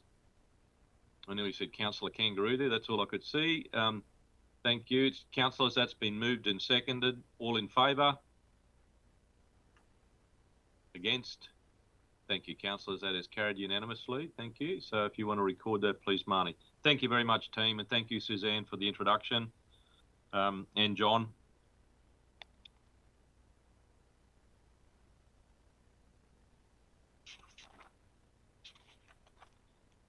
Councillors, 13.5 is certainly comes under the direct reporting to the CEO's office, and I know she might lead that off with Gay, but I guess I'm just in terms of just where we go from here, we'll obviously have that closed session item at the end of this report, so just bear that in mind too, please, Councillor. But over to you, CEO, for 13.5.1, which is the Safety and Wellness Quarter 2 update. Thank you very much, Mayor. Marnie, can I just confirm that we have Gay Westerberg in the meeting? Yes, I can confirm that, Madam CEO. Thank you, Marnie. So, councillors, this is the quarter 2 update for our safety and wellness portfolio, and that's to be presented today by our Manager of Safety and Wellness, Gay Westerberg. Over to you. Thank you, Gay. Thank you, CEO. So present today a quarterly update, and this is for the period October to December 2021. As per with normal reporting, I'll start off with really just looking at the external news that's relevant to the risk profile that we have with CHRC's Workplace Health and Safety. And that is initially with the Resources Safety and Health Queensland released a summary report regarding a fatality at the Fairfield Quarry, which happened in 2018. The report was released in this reporting period, and what it covered there was the reinforcement around the importance of ensuring equipment isolation, lockout practices, and guarding on the equipment, and that's all being maintained. The pleasing part here is the SSE, so the Site Senior Executive for the Council Quarry Operations, had reviewed the report, has done frontline communication to the relevant work groups. It's asked for their feedback, and it came back that the work groups were comfortable with the current isolation and guarding practices. So well done to that team. And building on that, there was additionally an effectiveness audit that was arranged that the Council Quarry Operations completed, and yeah, very pleasing results for that Council Quarry operation there. If we progress also for external news on the quarry theme, there was a quarry near Toowoomba in this reporting period that was fined $45,000, and that was in relation to inadequate guarding that had been identified in previous inspections. And we also progressed to the external news with Workplace Health and Safety, but moving away from the mobile crushing operations and into another risk profile, and that would be around our pools. I think this was a pleasing story where so the regulator has put a focus around adequate supervision for environments with water, and that's in relation to Safety and Recreation Water Activities Act and Regulation, but also our duty of care under the Workplace Health and Safety Act and Regulations. So what happened here was we had a Queensland Government Workplace Health and Safety Inspector from Airlie Beach work in a proactive consultation focus with our council pool SCs, the council sport and recs team, and our safety and wellness teams in council. And in that partnership approach, really looked in a proactive lens of what else can be done with focusing on adequate supervision. So if we have a look at that's where it's been external and put our lenses back internally of how we're tracking in regards to our risk portfolio, I'd just like to use this opportunity to highlight some of the activities that have happened, really with that focus on supporting leaders in all aspects of safety, and that's really to support and develop the safety maturity and progressing and embedding those safe practices into routine work. So in the period for October to December, managers and executive leaders were invited to attend a job safety observation training, and it was really a lot of conversations, and the learning discussions were about the benefit of timing field and learning how the task is done was the reinforcement message there. And back to something that you'd be familiar with me talking about is just looking to identify the gap between work is done as to what was intended. And that really was the continuation of the theme in that training, and also helped support the leaders with one key performance indicator that they have of 3 job safety observations per month to complete. The feedback from the Audit Committee was to consider roles such as coordinators and supervisors to complete work area inspections. And whilst this is to be consolidated into routine work, and it will require consultation and consideration of current work commitments.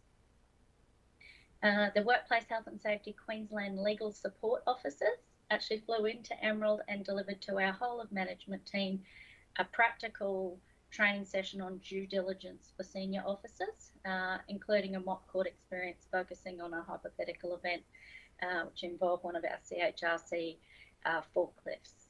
So in addition, we were also supported by the Office of Industrial Relations, who accepted a request to sponsor a safety advocate to come and share their story and safety learnings with our teams. It was Gavin McGuan, and he visited Springshaw, Emerald, Blackwater and Capella, and he shared his experience of losing vision in one eye and 80% of vision in his other eye after a workplace injury. So having this personal face-to-face safety share was emotional for some, but it really did create conversation and reinforcing the importance of everyone returning home safely each day. The Safety and Wellness team attended a Gladstone Safety Network meeting, and that's where we took the opportunity to learn from our neighbouring councils. And also due to a subsidised training that was available through LGW Work Care, one safety mentor and a proactive frontline supervisor from the waste team attended a training session to review how learnings from safety incidents can be applied differently and the potential application for our internal investigations. The application to CHRC on this is being mapped out for consideration would require further consultation. To progress through though for our other risks that we've got notified or that are still sitting on our risk register, so the contract management remains a high risk, and using suitably skilled and experienced contract managers is really a critical requirement. The Information Communication and Technology Steering Committee endorsed a tender to be sought for a system tool to support contractors and contract owners, focusing on ensuring all required licences and due diligence commitments are met prior to work starting. Progressing on to assist with the managing health and wellness risks, a health and wellbeing guideline was endorsed by the executive leadership team and will now be provided for consultation to the Joint Consultative Committee at its next meeting. This guideline will provide a framework to build upon. A focus on sharing and providing health-related early intervention opportunities has also continued through this time. And that is where Heart of Australia was offered to provide complimentary and confidential health checks to our CHRC employees. So 115 council employees completed a health screening and took up the option of a complimentary and confidential health screening. Interestingly, there was 62% repeat participants that had either visited in the 2 previous years. So of that, of the 54% of the repeat participants had improved their health and thereby reduced their risk. We did have high participation in 2020, and the other part to notify here is that the Heart of Australia has a biological average age which they calculate from the information they get, and as an organisation when it had started we were our age plus 5.5 years, and as it's progressed through from the recent report we're actually as an organisation our age plus 2.5 years, so a pleasing trend. There's also an improvement to MyOsh, which is our internal safety management system, and that has been completed, and it was from feedback from the council's workshop crews around reporting incidents relating to National Heavy Vehicle Accreditation Scheme, and it really will now help the workshop team with those reporting requirements. If I progress along and cover our emerging issues, and that would be summarised as compliance safety, and just that looking to clarify provide that clarity on responsibilities for the safety of the work, and that's being reviewed currently. This also feeds into ensuring our facilities are well maintained and at an acceptable level, which is also feeding into a requirement that we need to do as an employer. The camp standards, there has certainly been progress there and really demonstrated through the consultative approach with the camp committee. The COVID-19 safety in our workplace has been continued to be managed through the crisis management team and the incident response team. The assistance of health and safety representatives had been sought more recently, though, in assessing risks and controls for the workplace. In addition, an occupational physician has assisted in providing targeted guidance for COVID-safe controls in our workplace. The procedure for drug and alcohol in the workplace at the moment we're using is dated 30th of November 2016, and following extensive consultation we hope that this will be progressing, and we've got our next consultative workshop on the 28th of February, so we hope that that will progress to having an updated procedure for the workplace on that matter. So that's looking at the overarching external risks, narrowing in on the activities that happened in the quarter relating to more our internal risks and some of the trends that are emerging and how they're being managed. So if we now look at how we've gone in the stats reporting, we would say from October to December 2021, there were 56 incidents and 31 injuries. So six of these were related to contractor incidents.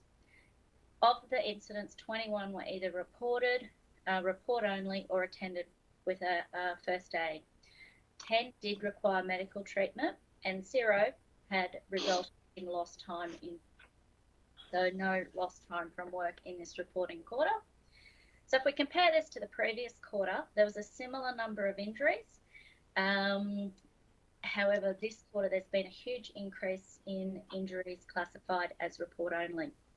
And then if I progress back and compare this same reporting period in 2020, there's a similar number of injuries, though this time also an increase in reported injuries classified as report only.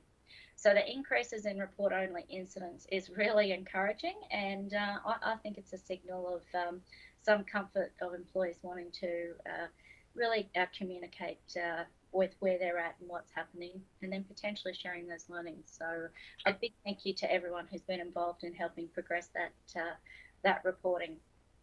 Of the incidents that did occur, 2 were notifiable to Workplace Health and Safety Queensland. Both incidents were not reported on the same day of the incident, with one incident relating to an injury after heavy lifting, and another relating to a pinched nerve following mowing and whippersnipping on uneven ground.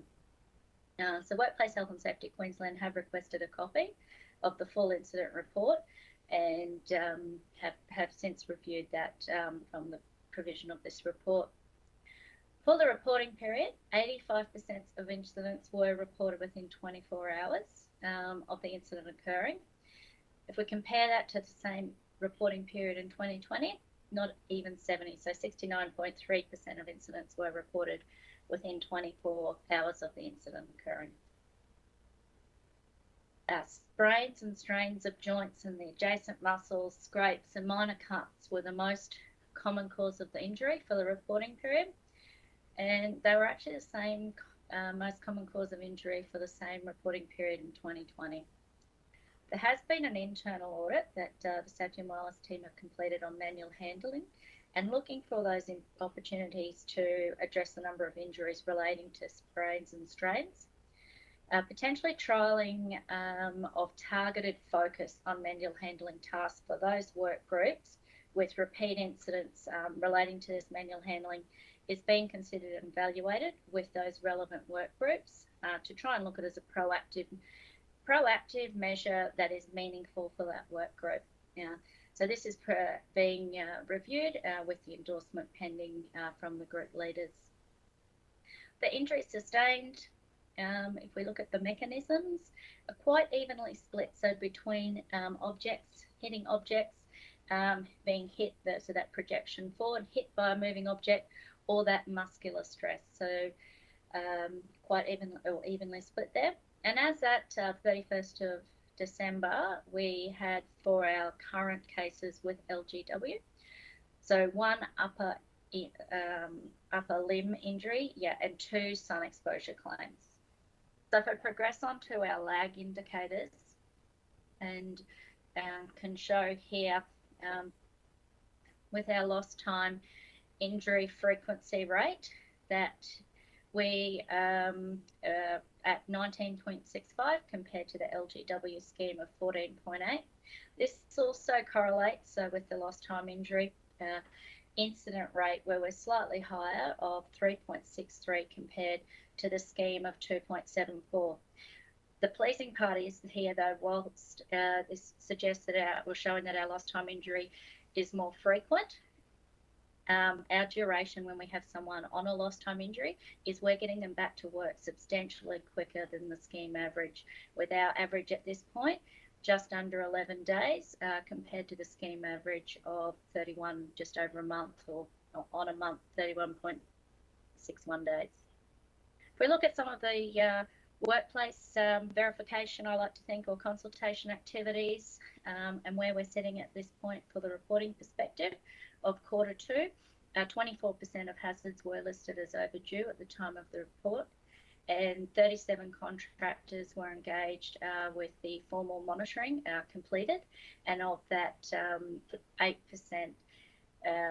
were shown that a contractor induction had not been completed at the time. The highlight of my reporting quarter here was actually the November HSR meeting that was held in Springshall, and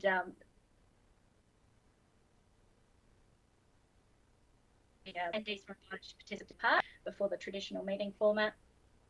Following the HSR meeting, it was a big review of risk assessments related to equipment being used in council, and that was in the intent to support a verification of training, verification of competency training procedure.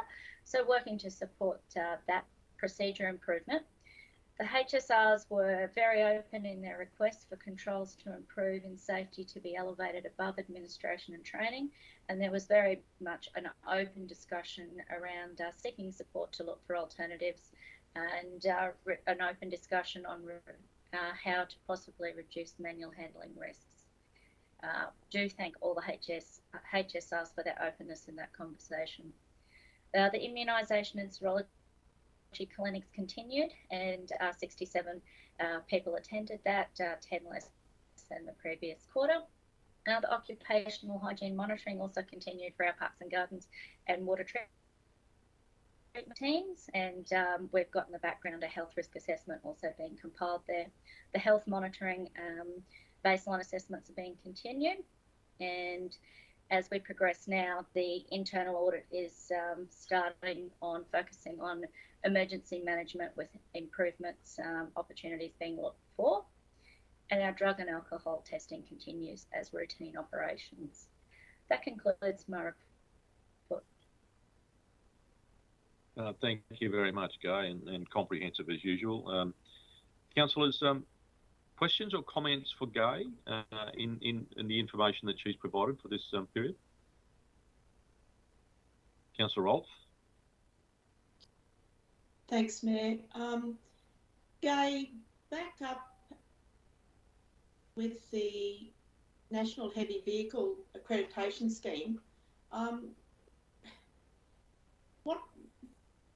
What is it that why did you have to do improved reporting for that? Thank you very much for the question, Councillor Rolfe.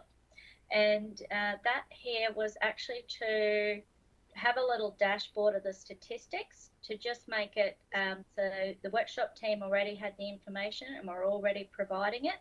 But what we've done there is create a little dashboard, a visual that will show them, make it quicker for them to get that information. So it was certainly just more trying to create an efficiency for them completing what they were already doing.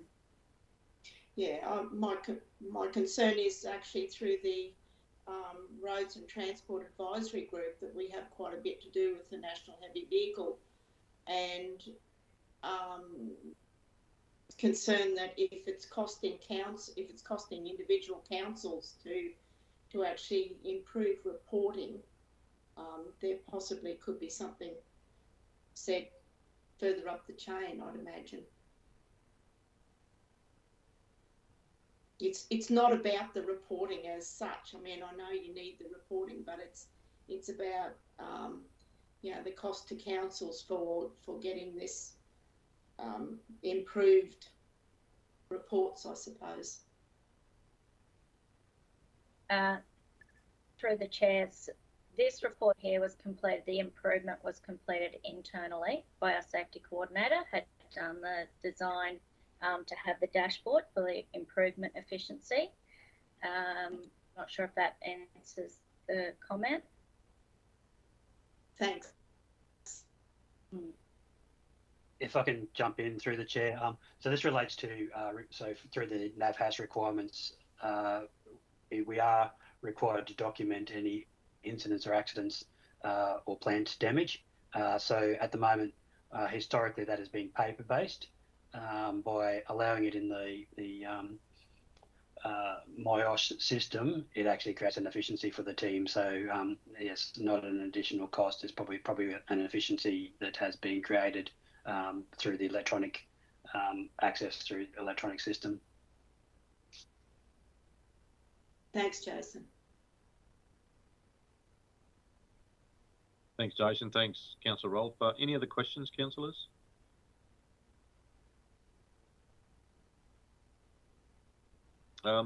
Just as a side note, there's a reference there to things that are reported to LGW. There is, clearly annually, I think, a recognition of certainly local governments in their respective geographical areas around their performance in safety. It is, I suppose, I know it's not a competition, but it is very much always clearly an important part of certainly the local government fraternity.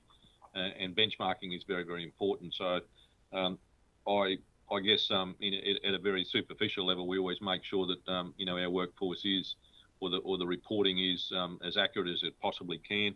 I note the report-only incidents, Gay, are increasing, which means there's a real an awareness to make sure that not only is there certainly a change in culture, but certainly a change in confidence. So that's very pleasing.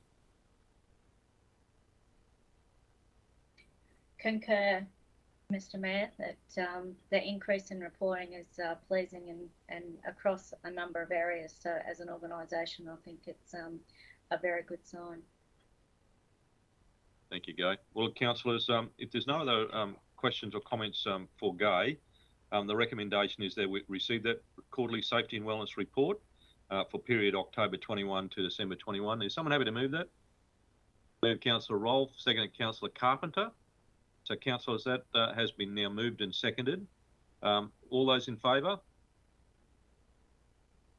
Against? Thank you, councillors. That's carried unanimously. All right, thank you, councillors. Thank you, Gai, and thank you, CEO, for introducing that report. Councillors, we had a closed session item. Now, there is some procedure here that we go through a little differently from our person-to-person meeting in our boardroom. So I'm going to ask Marnie to make sure that in respect of the closed session item that any officers are not required for their report, please leave the platform, please, and we will check and do a roll call on the platform to ensure that only those considering this matter will be actually in the virtual meeting. So can you please confirm that, please, for all our officers not required, if you could leave the meeting now. Mr. Mayor, I can confirm that the officers required only for this report are in the meeting.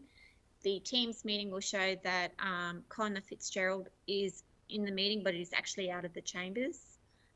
So we're right to go. But if you want to go into move to go into closed session.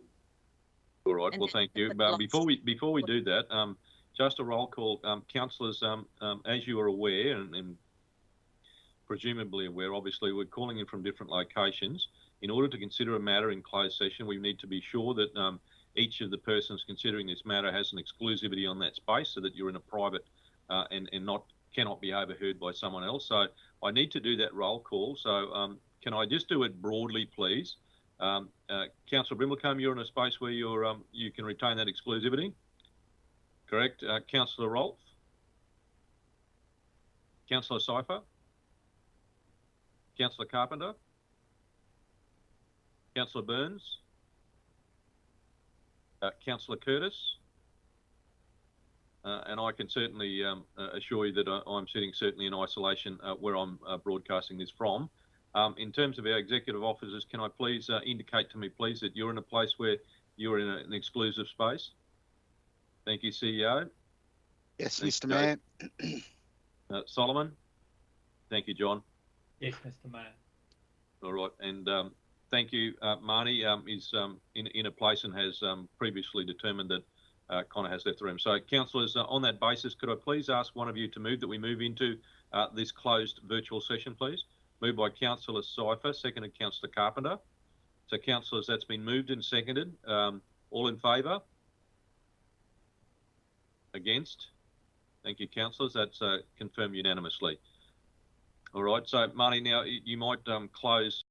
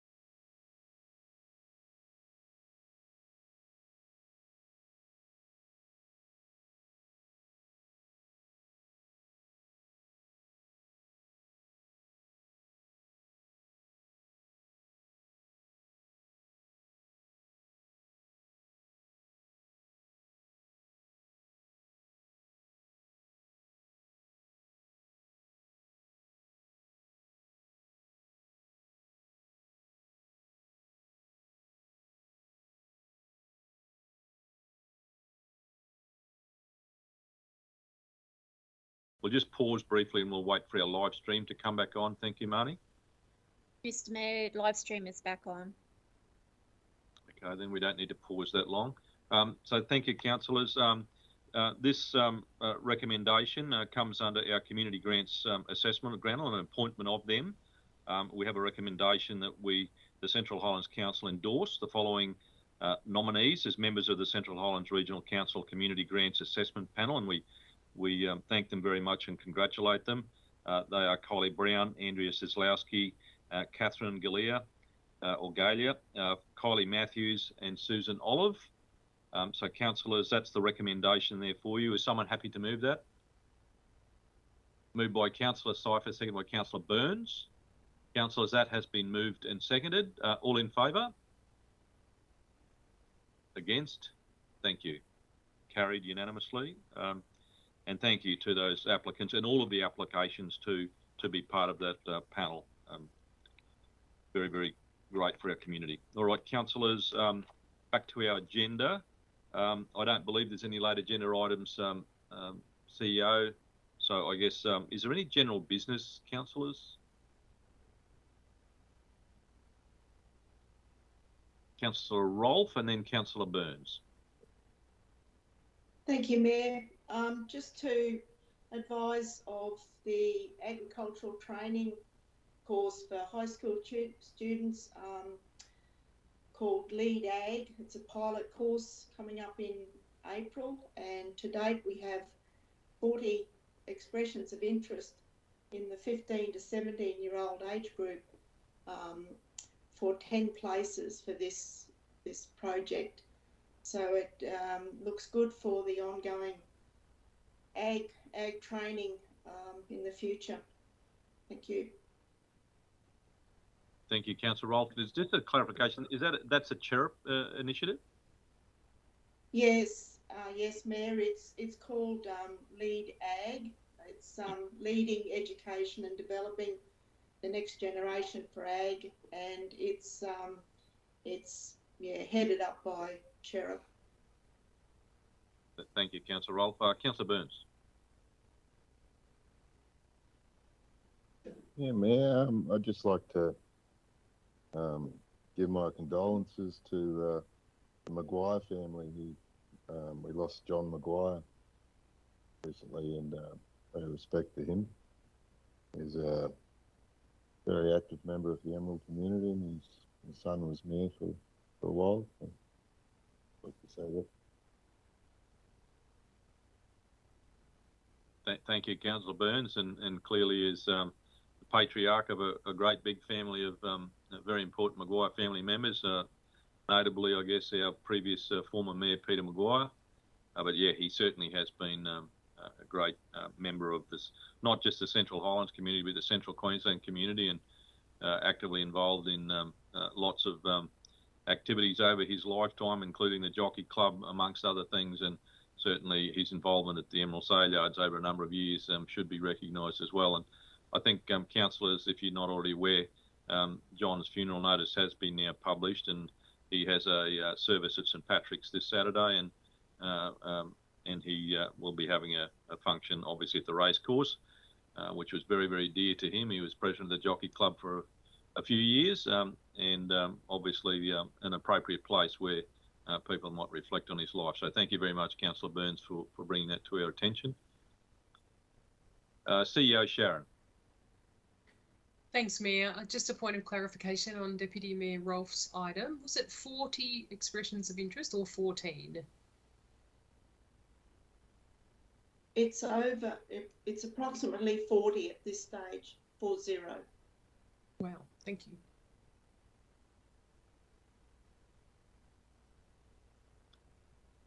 All right, councillors, any further general business? Well, if we're all good, all good for today. Councillors, we've run through our meeting. We've dealt with our closed session item. Thank you very much for your participation. Thank you to our live streamers for your patience today. And as I said, we're moving certainly towards maybe a change to perhaps the platforms we're using, but we'll certainly keep our community advised as to what we're doing there. And I'll declare the meeting closed at 12:26 p.m. And thank you everyone for your participation.